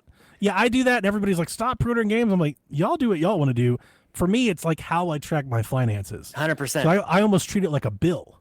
You know, like this is my gaming habit. This is the bill. So I want to know what that costs ahead of time. It's easier to make the decisions. I make too many individual decisions. That's You're what I just don't want to making do. one large when you choice. do it as it happens, you don't realize what's coming in and going out because you think about it like in a week or a month. Yeah. I'm thinking about it in a year. No, you're like this year. This is what I want to spend on. You're video. grocery shopping. You treat this like grocery shopping. You're just gonna you put it in the freezer. It's a bill. I'm gonna buy it, so let's get it done. Let's get it out of the way. Yep. Imagine and let's try to figure out how to save. And let's figure out how to save. Exactly. Some money. That's the other part of it. How do we save some of that? Yeah, because I end up missing a lot of games day one, and for the most part, it's probably for the best. I probably save a lot of money. I probably end up I only buy what I actually will play. Like I'm getting a little bit closer to that this year. Now Steam is always open for me though. Like Steam is always calling. I just want to go over there, just kind of always give you one. There's too many. I can only say no so many times. They send me the emails. This wish listed game is on sale. It's like, you sons of bitches. Like, they got my ass, man. Yeah, That's how they get you. Nintendo does it as well, but they're not as good. Like, I got a bunch of games wish listed on Nintendo. I should be getting more emails. This is on sale. You might want to take a look at this. I feel like they're not, they're emailing from the gut. And I'm like that marketing side of things. Just be aggressive. I do Deku deals for that. Oh, yeah, that's smart. Yeah, I gotta refine my Deku deals account or whatever. Yeah. Because they added Steam as well. Fast and Furious and Buy Sweet Carol, which are my things, and I've got about $230 in eShop credit left. Oh man. So I still have credit, but all my vouchers and rewards points have been cashed in. I've got credit. So I can get maybe 2 or 3 more games out of the eShop before I got to dip back into my pocket again. I'm hoping that gets me to spring. Yeah, it probably will. That's what I'm hoping for. The hottest deals on DekuDeals.com shows Hades, which is an excellent game. It's at its lowest price ever. It's $6, right? 75% off. Yeah, that's really good. Yeah. Ori and the Blind Forest and Will of the Wisps, both 75% off. I could Crazy really great love games. to see a Switch 2 patch for both of those games. Yeah, bring them up to speed. They're pretty low res on the Switch. They're pretty fuzzy. Yeah, Moon Studios, they're in a weird spot though. Like, yeah, I don't think Microsoft would let Moon do it. I think they would either do it internally or farm it out. Yeah, I don't know. Because you're not changing the game. You're just, up-resing it. That up-res exists. I don't think they're going to do it. Yeah. I don't think they're going to do it. I think Xbox just moved on. Yeah, I mean, would it be Xbox? I don't know. It's a weird publishing. They own the franchise. Situation. They own the IP. Oh, it's theirs. okay. They own it. Yeah. Yes, Yarden. That's exactly. It's only 25% on. Donnie, we've started reverting, or we do the inverse on these. It's 75% off, but really it's 25% on. 25% on. It's only 25% on. Yeah. Yeah. The Wild Heart is featured there. What Remains of Edith Finch. I love Dead Cells. Both those games. Great games, man. There's just that. Just what I read off. Just you get all That's those. why your whole don't buy games on day one makes a lot of sense because of that. Especially if you're price sensitive. I bought 2 copies of Hot Shots Golf. I got a cheap digital version on Steam, and I got a super expensive physical edition from Japan. I wish I was on. Was it last week you were talking about Hot Shots and how broken it was, or was that the week before? It was kind of jank at lunch, right? And they were all yelling at me, but the golf was good. And then here we are, it was it was Shaq. It was Friday. Yeah. Friday they patched it, and they're like, it works because I'm not in Reddit threads. I never posted, but I was reading Reddit, and people are like, I can't believe this is how bad it is, and I can't believe it's done this, and I'm like, guys, they're gonna fix it. It's the first, and this is every game. Like, this is just That's gaming true. now. That's the only thing that I did agree Why with. is everyone so furious? They're gonna fix it. Give them a minute. Yeah. And it was like they needed 6 days. You were such a homer for it, though, is the reason I was for bringing sure. up. I'm like, It's really good, man, though. listen to this guy. Yeah, it is, but it is good though. Yeah, and then you get a pass, and you get a pass. But yeah, those games are so fun, man. Like, you want it to be good. You play, you want it to be great. I will give passes as long as the game is good. Yeah. If the game is good, I don't care if it's a little fuzzy or if it's a little framey. If the game is good. Yeah. Like, I put up with a lot. I think we all do. I don't think that's a me thing. We all will put up a lot if we like the game. Yeah, I probably do. That's the important part. And the golf is good. That's the rest, the grind and character unlock. That's, to me, that like you can be upset about that. That's something to point out in a review, but that doesn't make the game bad. Yeah, that's an opinion. The game isn't bad. Yeah. That's funny. There is we should all hope for that for everyone else, that they find a game that they love so much that they'll forgive its flaws. They love the game for who it is. you know, it's like, because I have a lot of games like that somebody else will point out. Yeah, we all do. We all have those games. I mean, yeah. I think those are Donnie games. Yeah, I mean, I was thinking, I'm like, those are all of my favorite games. And I think in those cases, maybe even more blatant. Of an example. Oh, he wants it to be that way. He sort of tells people, I don't want a 10. Right. He's the funny thing is, I was for a 4. I was thinking of something like Expedition 33, which is, I think, universally, a lot of people who play it, they love it, but there's still issues with it. That I'm like, when people point it out, I'm like, I didn't see that. Yeah, issue. the people I love was that game. Enamored with it. Yeah. 100%. Like, but that's not the same as a Suda situation. No. Where it's like Suda's almost like a troll. Kinda, yeah, and it's almost like the Bethesda jank kind of thing. Like, exactly. It's the style. Totally, yeah. It just gets part and parcel with it all. Yeah. Yeah. Have you missed any games so far this year that you feel like time's getting away from me? Like, you are playing. I have not a bunch. played. No, you've played way more games than me this year.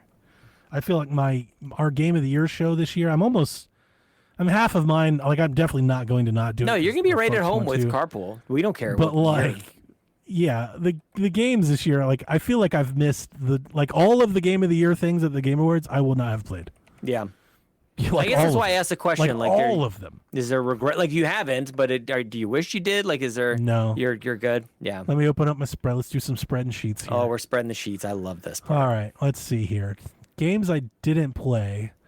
Freedom Wars, Dynasty Warriors, Blueprints, Civ 7, Avowed, Monster Hunter, Split Fiction, Kingdom Come Deliverance, Monster Hunter Wilds, Assassin's Creed Shadows, Clair Obscura. Yeah. The Altars I didn't play. Oh, I'm not going to play Silent Hill F. I won't do that. I'm actually with you on most of these. Didn't play, and I don't have any regrets on most of these. Avowed, I think you were fine to skip. Games of 2020. Assassin's Creed you would like, but when in your time. So if I look at the best games of the year, I didn't do Silk Song. I'm not doing Wu Chang. I'm not doing. I just feel like the games, like the big games this year, I didn't play any of those. Yeah, I felt like that last year I've taken the year off. Well, how does that feel? Fine. Yeah, I feel like you've been having a lot of fun. Yeah, exactly. It's like, no, I'm not playing. I'm not playing this because I'm playing those because I'm busy playing games I want to play instead of games I feel like I need to play. What a concept for podcast, right? Yeah, for content. And just as enjoyable, by the way, if not more. Yeah, the podcast. Yeah. So instead, I played Atom Fall. I did want to give that one more time. I was mean to it originally. You gave it a shot. I wanted to spend a little bit more time with it. Yeah. And I don't like. I have never liked Fallout things like Fallout. Yeah. Outer Worlds 2 might be the closest I get to Fallout this year. But yeah, I played Power Rangers and Atom Fall, Plucky Squire, Mafia, stuff like that. Mafia. You spoke so. I want to play Mafia. I really liked Mafia. Yeah, another Mafia. Mafia feels like an old school game. Feels like a game you played in 2012. Yeah, well, I played Gears twice this year for some reason. Yeah, same thing. Yeah, Gears of War. Yeah. Yeah, I feel good about I feel good about the gaming so far this year. But the FOMO can start to creep in when everybody is kind of ranking their game of the year and stuff. But the way that you just listed that, I'm not sure that it will this time. Yarden in the chat points out Kingdom Come Deliverance 2, which I have access to because I'm Rybo's Steam family. Like, I could play this, and I think it looks interesting, and it just hasn't been the game just yet. I have sorry, I completely missed your question. I do have a couple that are out that I want to play that I haven't. And that would be Lost Records. Oh, I want to play that game. Yep. And I think a lot of this, I'm kind of perhaps probably waiting on a Switch game for this to do this. Yeah. Like Assassin's Creed Shadows, once there were rumors, like one, I'm just not that into ninja stuff. So Sure. I remember the showcase they had, I think maybe 18 months ago. I loved it, right? You're seeing Nawe like get into the water, and I was like seeing shit I've never done before. I'm like, man, that looks cool to do. But then they start getting into like, yeah, but you're going to play 80 hours of this samurai story. I'm like, I don't want to do that. So that does it. But then there were rumors like it's going to come to Switch. I'm like, well, so I'll probably just wait to see what that looks like first anyway. I just want you to try it. You don't even play as a They gave it to us. Yasuke? I have it. They gave it to me. Yeah. I have it. And I just haven't. I didn't get a chance to play PGA 2K. I didn't get in the review lot this year. That's not really the reason why. I was busy when it came out and just Sure. I'm playing Hot Shots and Under Par. Like I have a lot of golf games. It's actually a great year for golf games. Yeah. And kind of waiting for us. Like I would love to have that on Switch. Yeah. And you're loving your Switch. I love that you're loving your Switch so much. That's amazing. Thank you. Big Helmet Heroes. The hell is an that? indie that I've heard about a lot, and it kind of seems up my alley, and I'm just kind of waiting for the right sale to get it. So that's another one. Where the hell did you hear about this? YouTube, I don't know, Blue Sky, I have no idea. It's been on my list for a bit. I have no idea where it came from. But I want to play it. So I have got a couple that maybe I can get to either on Thanksgiving break or Christmas break or something, maybe I can get a couple of these in. I need Sword of the Sea. I really want to play that game. That's Sword the of Journey. Sea, The Journey game. I can skip that. I'm fine with that. Kind of want a Switch copy. Yeah. And it's more or less it's just busy. I'm busy because I've got so much to play on Switch. Honestly, I could not buy any of these games and probably just play Donkey Kong for the rest of the year and be just fine. What do you think of the DLC? Oh, I'm not getting that. No, that was a miss. If we wanted to do pros and cons, I felt that was a con because one, I think they were pretty adamant. You need to beat the game first, and I was like, well, I'm not even close to fucking doing that. Yeah. And then two, it was like, oh, you just collect more. I'm like, by the time I beat this game, I'm not going to be wanting to collect more bananas. Yeah, just the nostalgia hit. That should have been something that maybe they just threw. One, it should have been free. When we were watching it, I was like, is this a free update because the game just came out? So I was a little surprised that was priced. Two, if they wanted to attach revenue to it, should have probably given it to NSO members, I think, as an incentive to get people to buy the game. Yeah. I think it's the Game Pass thing. They I don't do mind it once. $20. If you want to buy it, I think that's fine. I can find better. I'm in the exact same boat as you. Actually, I'm nowhere near beating the game. I don't need to extend it. I've played the game for 20 hours, and I'm not even close to beating it. I'm like, in what world do I need more content? I don't need more content. Yeah, that's kind of the thing, right? Who's complaining about Donkey Kong not having enough? For me, Donkey Kong feels endless. Yeah, same. Everyone else is like, I beat it in 10 hours. I'm like, I don't know what you're playing because the game I'm playing ain't nothing like that. Yep. This shit's taking me forever, and I'm having a blast doing it. Yep. That's the part is I could care less if it takes me 1,000 hours. Every time I play it, I grin from either. I love playing it twofold. I love what they've done with Donkey Kong. It's a great fit. Design, game design wise, new genre maybe to call it.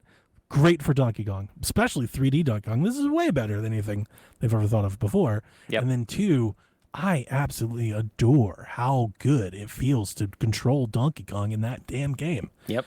That's Mario-esque type of perfection in movement and traverse. I love it. Mm-hmm. The way you can roll and then catapult forward and then dart up everything and the mechanics are really, especially you start blending. It's like Odyssey-ish. Obviously, it's the same team, but when you started to get into Mario where you could time double jumps and then jumps off the cap and then Donkey Kong has that that little scratch to itch to, and it's super satisfying. Kind of amazing for Donkey Kong to sort of be almost, not to throw shade at any of the recent games, but like to get the Mario treatment, so to speak, like to get that polish, like for the feeling of Donkey Kong. They could have made the same game and just made it Mario and sold 10 times more, but they chose to push Donkey Kong out there. I felt like that showed a lot of restraint. I know they built and then this they do game. Galaxy 1 and 2 for $100, and they'll be fine. You know, they will they be know fine. what they're doing. Everybody's gonna buy it. They will be fine. The movie will make $2 billion. It'll be the next $1 billion movie. And every kid will want a Switch, and they'll want the Mario game to go with it. It's and go to the and parks. The amiibo. Yeah, like all the things. Yeah, people are like, I can't believe they're doing this. Like, I can't believe you can't believe they're doing this. Yeah. That's the one that's taking me for a ride. It's like, man, this makes too much sense. It makes too much sense. Like, and this is like, of course they are. It's you never see Nintendo. How many anniversaries have we shouted at them about like missing? At least they do the Mario one pretty good. 40th anniversary. They're probably doing this because they didn't have a Mario game for Switch 2. They have Donkey Kong. Yeah. So this was probably in the plan. From the moment it was revealed to the direct before this, when everyone was mad at the third-party direct, I kept saying there's plenty of time. The next direct is coming.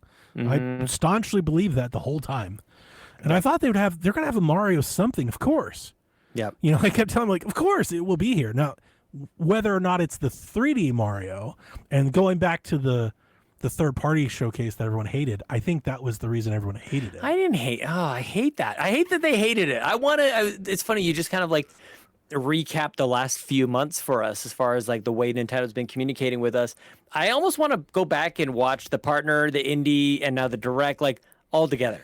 Tally up all those games and go like, that's the story on Switch 2 right now. In a different world, I'd love to push the first party showcase out first and then do the third one and see the world completely change. Because I stand by the idea. I know Rebecca fought me. I still stand by there's such a pin-up demand for where are the next games, Nintendo. Right. But throwing that third party out there was never going to meet the bar. Right. So they could that could have been a bonus. That could have been it satiate everybody if with you a swap first the party places, thing. I think the reaction is completely different. That might be something I might want to. I don't know. Like, they're long, especially this last one was an hour long. But I kind of want to do that. I like to go back. I want to we watched the first direct ever. That was kind of fun. Yeah, I might do that on a stream or something. That's pretty cool. Yeah, just back to back to back, and just again kind of recap the story here. We forget so quickly, dude. When you say that, I've said that before. Like, I remember when we were like all the Xbox stuff and like remember they're going to buy Sega?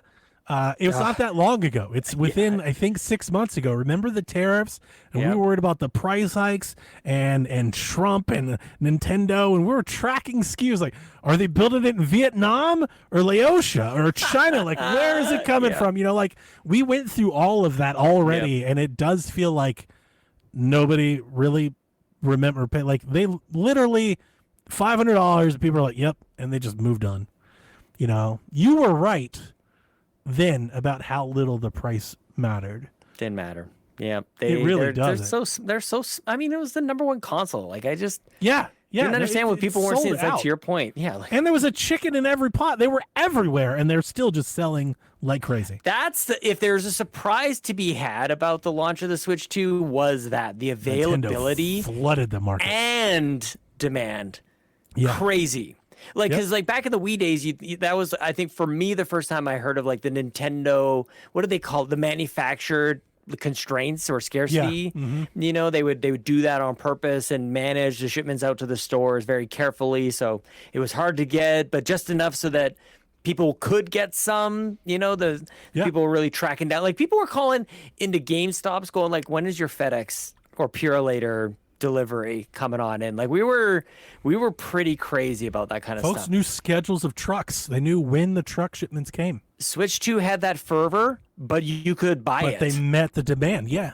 Crazy. Good for them. My boss wanted one when it came out. My ex-boss.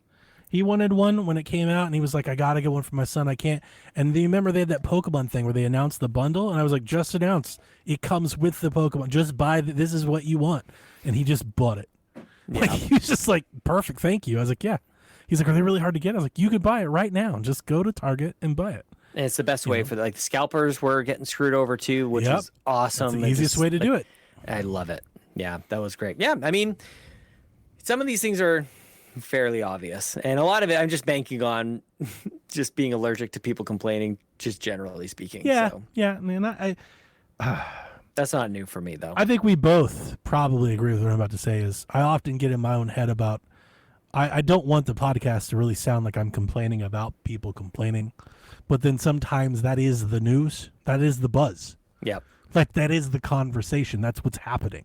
Yeah. You know, and especially in a week like this where there's no news, I actually think in weeks like that, it makes it worse because there's nothing to make a video about. There's nothing to write a headline about. So you go back and you kind of regurgitate the last thing that drove clicks, and you kind of keep doing that. Could be what you're playing, the video games that people are playing. Yeah, but nobody does that. No, God forbid. Nobody does that. We certainly wouldn't want to do that. That's useless content, Sean. Nobody cares. Why would we? Like that really wraps it up. It really does. Yeah, you very well. Yeah, spot on. Yeah, why would you do that? I was saving this earlier. I was going to start the show this, and it just kind of dropped off. I wanted to ask you what you were geeking out about. Ooh, I missed that. Yeah, it's a really fun premise. What are you geeking out about? What are you geeking out about? Because I have something that I'm geeking about, but I realize you are on a timer. No, give it to me. What are you geeking out about? I have a couple things. What do you got? Yeah, what do you got? Yeah, please. Oh, he's got Donnie's taken. Okay, I was not prepared for me turning it back over to Donnie to say, what are you geeking out about? And the response to that question was to leave the podcast. That's interesting to me. It could be anything what Donnie is going to go grab. I mean, he often has a lot of goodies around. What does Donnie come back to get? Is a grip? Yeah. So game of his grip flooded my feeds, my Discord and everything in the past 24 hours with this. I have this Game Sir Galileo 8 Plus, I think is what it's called. Galileo would be stoked to know that his namesake is being used in this way. See that? Yeah. It stretches. Yeah, that's great. So here's the cool thing about this grip. It's a Bluetooth connection. There is no port. It's not a USB. It's not like the Backbone. You don't plug it into a USB-C or a Lightning port. Okay, that's good. It connects Bluetooth. So it can connect with any tablet that I have. So like this is my new Android tablet, and I can make myself a little handheld. Guess what else it works with? The Switch. Oh wow! You can pair it right, and it pairs like instantly. But like the Switch does that. Right, I don't understand. I'm not going. I did not buy this for this reason, but although that looks more comfortable than the Joy-Cons, all of the questions that I gotten about my pictures of this are about the Switch. So people are like, "How does it work with the Switch?" It pairs like instantly. You put it in Switch mode, and it pairs in Switch mode, and you can just use it like Joy-Cons. Yeah, like if you want pro style Joy-Cons, that works.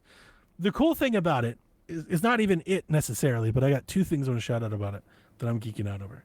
One, it has like these quick commands to change pairing modes. So you hold two buttons down, you can go from Switch to Android to iOS to something else.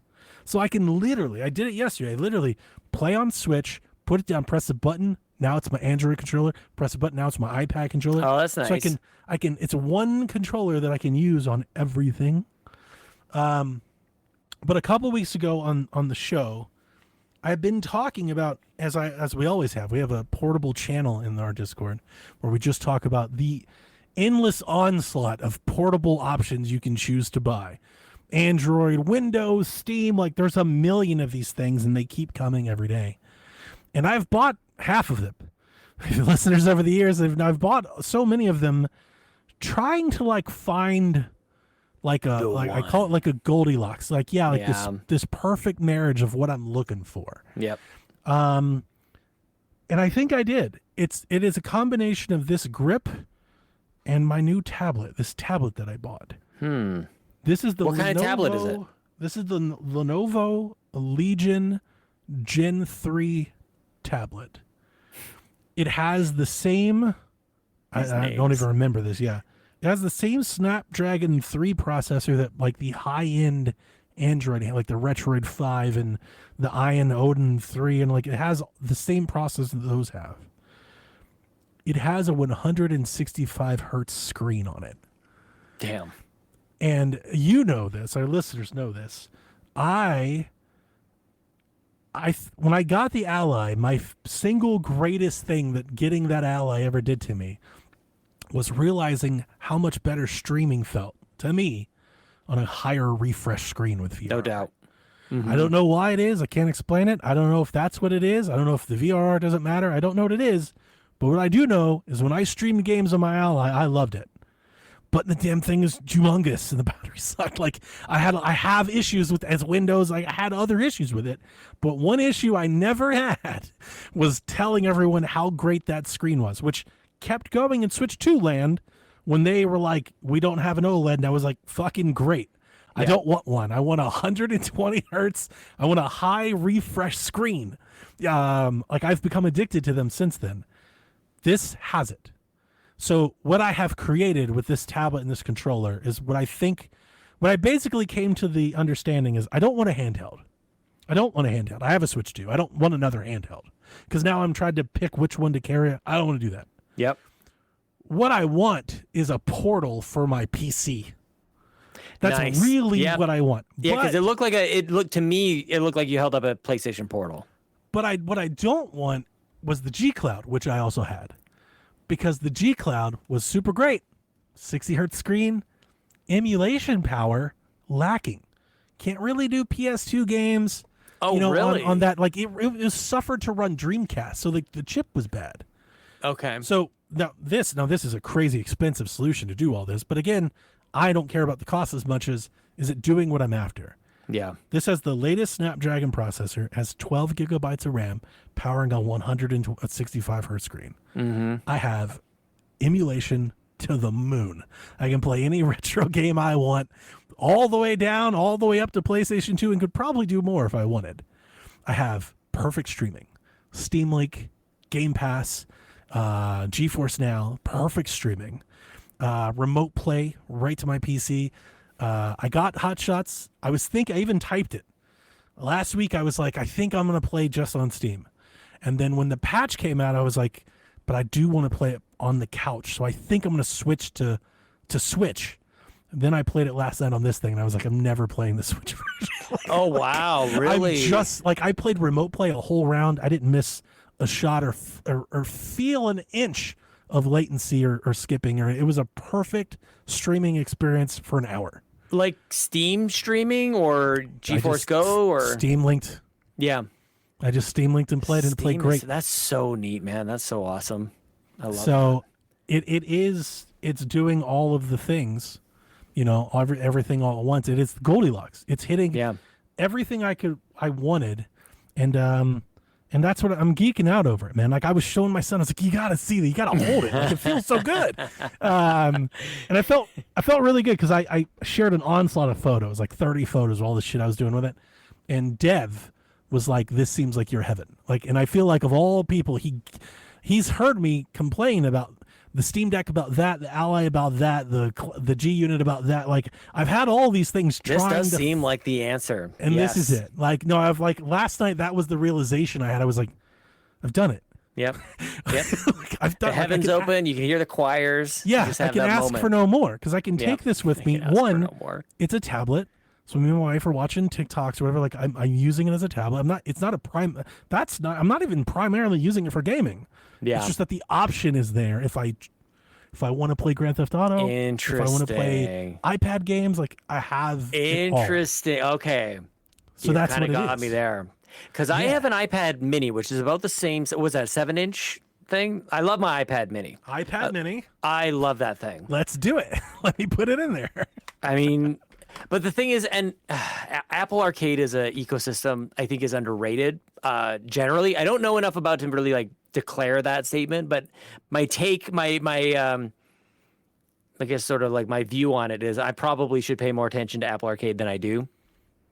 Yeah, that looks great. That looks incredible. Where I was getting at with that is, I don't need my iPad to be an Apple product. Works great. It could be a tab. It could be an Android. Your iPad Mini is legit great at emulation. If you haven't put Is Delta it really? on that app, it's really good. Yeah. The iPad stuff's a lot stronger than people think because it's so locked down. If they could open it up, it's a great piece of kit for the price. Like it's actually hard to beat the Android space. It's hard to buy something Android that's better than you could just buy an iPad. For sure. What kind of emulation? What do you mean? What do I do? So like the one that I use is Delta, which doesn't have the higher end stuff. But like everything in Delta runs great, but I've seen tons of videos of if you do sideload emulators and stuff, you can play some pretty. I might have to look into this. I had no idea. Have you ever used Delta? No. Okay, so Delta kind of went viral last year. Delta is like an all-in-one easy emulator. You download the Delta app, you put your ROMs in like a Google library, a Google folder.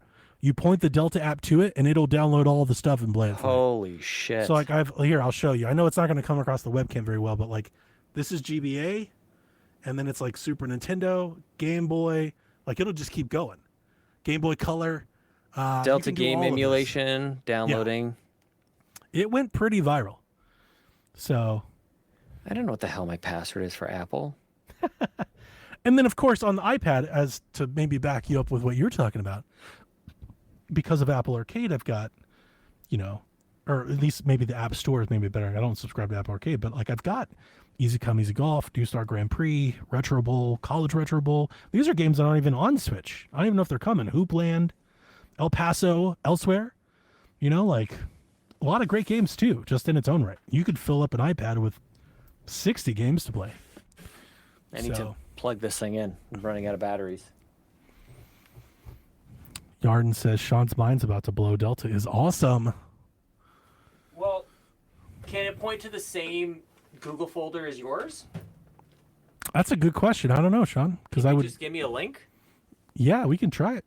I actually don't know. That would be very easy for me. Yeah, it would. Because it simple. syncs.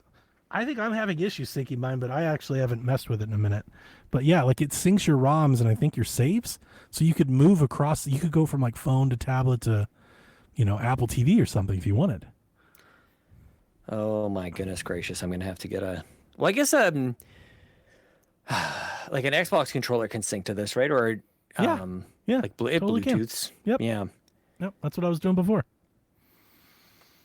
But I have a bunch of iPad games that I've bought over the years. Like I've got all the Grand Theft Autos, Max Payne, Streets of Rage, all the Sega games. You're gonna get me thinking about playing games on iPad all over again. I played the original Walking Dead, 2012's Walking Dead, on an iPad. The reason I got the other tablet is iPad Mini 60 hertz. So streaming, I was like, it's fine, but I don't want to play a game. Oh like yeah, this. I see what you're saying. Yes, the tablet you got is 165. Yeah, yeah. I do love this Mini, and I like the profile of it. Like the screen doesn't curve. Same.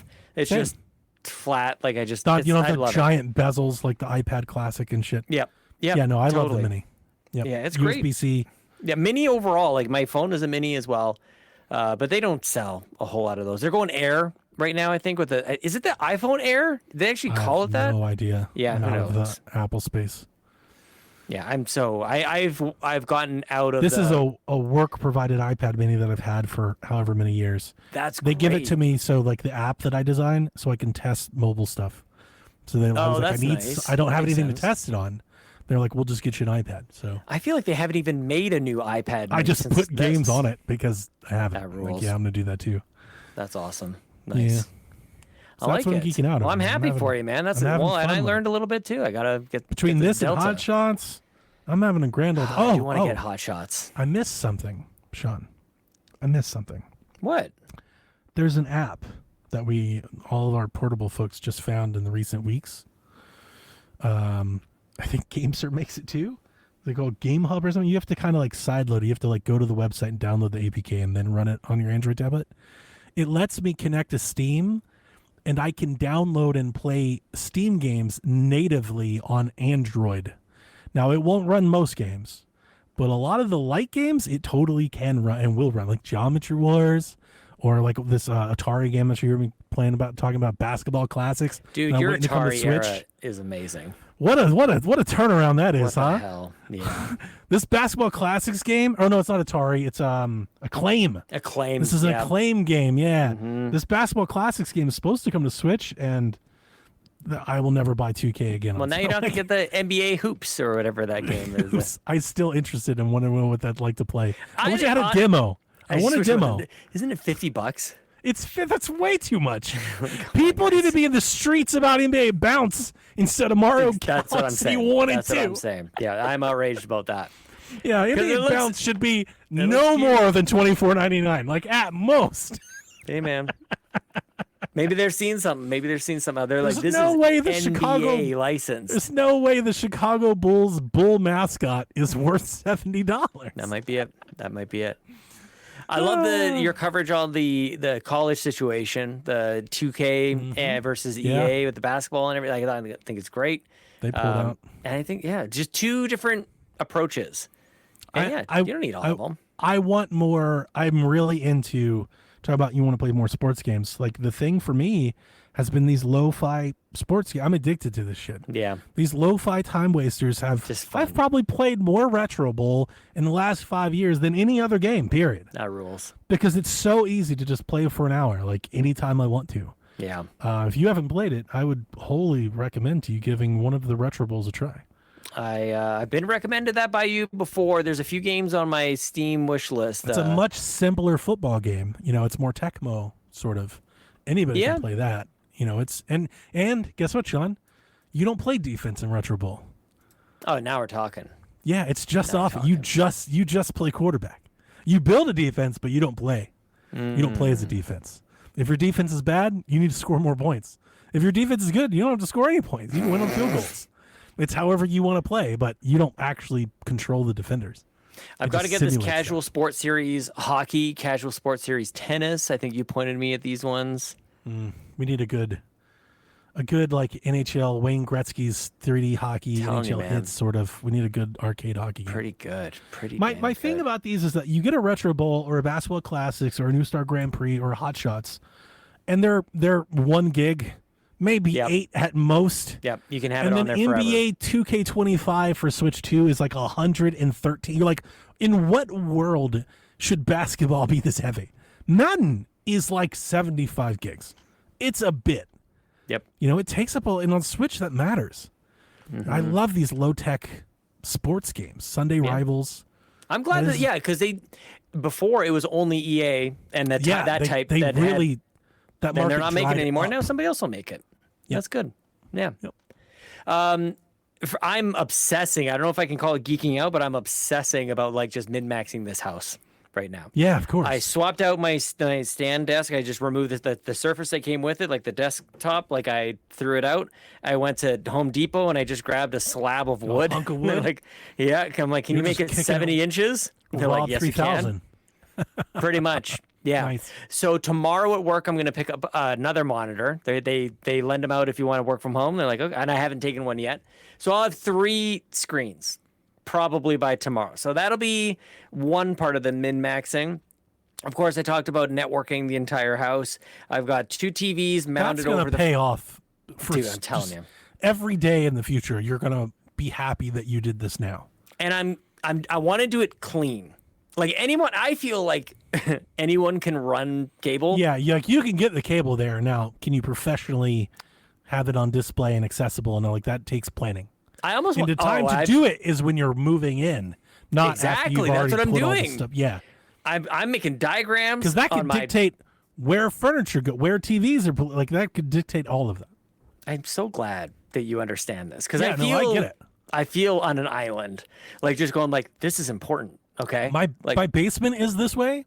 But I didn't do the rest of the house because fuck them kids. Like they can figure it out. But so like here, where I am, matters a great deal. So I do have access to run more cable up behind the fireplace where the TVs are, and I'll hardwire the Chromecast over there. Like I'll have a spot for a Switch or a PlayStation or whatever is going to be up there as well. 2 TVs side by side.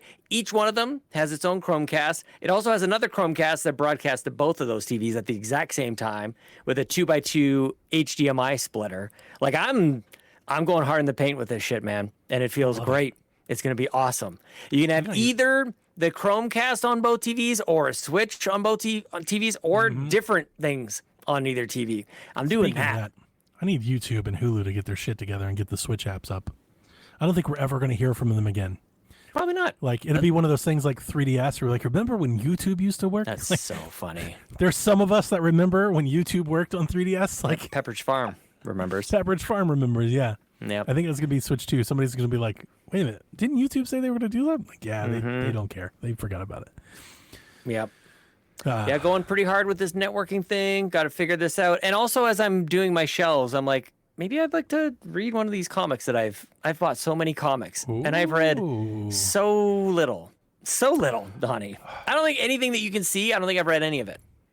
I do have something. Let's see. How much time do I have? I got you for, it's 1 minute. Oh, never mind. That's okay. Look at this Godzilla thing. Look at Can this. you give me 3 minutes? Give me 3 minutes. Yeah. I want to show you something. My wife and daughter are talking about getting tattoos. Okay. Because they want to match. Dad. I've always wanted a tattoo, but I could never decide on what to get. Like, I could never make a decision like, I couldn't do it. This is the fandom I want to print on my body. Yeah. I came across this artist on TikTok that has a very unique brand of tattoos. Now, I want to be clear. I'm not sold on this. Like, I love the style. I think it's very me, but I'm still just not sold on just the tattoo in general. So I want you to shoot me straight, because I showed it to my wife. I don't think my wife likes it. I'm not going to be honest with you. I don't think she likes it. She's like, her first question is like, why do you want it that way? Now, for me, I'm like, this feels very me.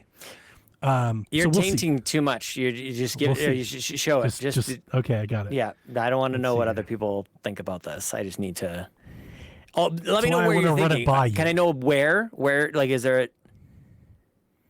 Oh, I see. Wait, I see. I think that's cool. So this is what I've had commissioned for me. These are real tattoos. Her tattoo channel. She has tattoos of people with ink on them that looks like it's in crayon, and I love it. And this specific, and she does Pokemon. That's how I found it. And so I was in my feed. Her specific thing that she does Pokemon with, if anybody has never seen it, I showed it to my wife last night. My absolute favorite thing that Pokemon has ever done is a little short of Cubone and Snorlax that you can find on YouTube. It's like 2.5 minutes long. And these are two of my favorite Pokemon. These are both in my team every time. But I feel like I have a connection with the Cubone character. You know, orphan, like abandoned, very much like I connect with that. And that little short of Cubone finding Snorlax and them living happily ever after, like really, like I've thought about that ever since. That's like my shit. I'm like, oh man, this was amazing. So I sent it to her and I was like, this is my favorite thing Pokemon's ever done. I would like to commission a design based on whatever inspires you from this video. And she sent me this and I kind of love it. Like my big thing is I got to find, she does it. Like I've seen it. She does the work. I got to find an artist that can do it like she does it. Because if they don't do it like she does it, I'm not going to like it. Don't want it. It's one of those things. I'm very specific now. But like, if I can find somebody who's like, yeah, I can totally do it and it looked just like that, I think I'm going to do this. Man, it's actually quite beautiful. I love it. I really like it. It's one of those things because it's childlike. Yeah. It seems like something almost anybody could be able to do, but the artistry is phenomenal, actually. Like to achieve that. Less is more. Totally. Yeah, just all the little details there. I actually had to look for the Snorlax, to be honest with you. Like I saw Cubone and the heart and colors and everything, and it's like, now that you see it, you can't unsee it. But like I didn't get it right. I didn't see the Snorlax right away. Yeah, no, I can see it. I get it. Yeah, so I think that makes for a great tattoo, actually. Cubone's wandering the woods. He's lonely and scared, and he comes across the Snorlax that's just living his day, just eating and happy. And he's scared of him, and then eventually Snorlax, like almost like a wild pet, like kind of coaxes him in, and then ultimately, Cubone tries to run away. He loses his bone.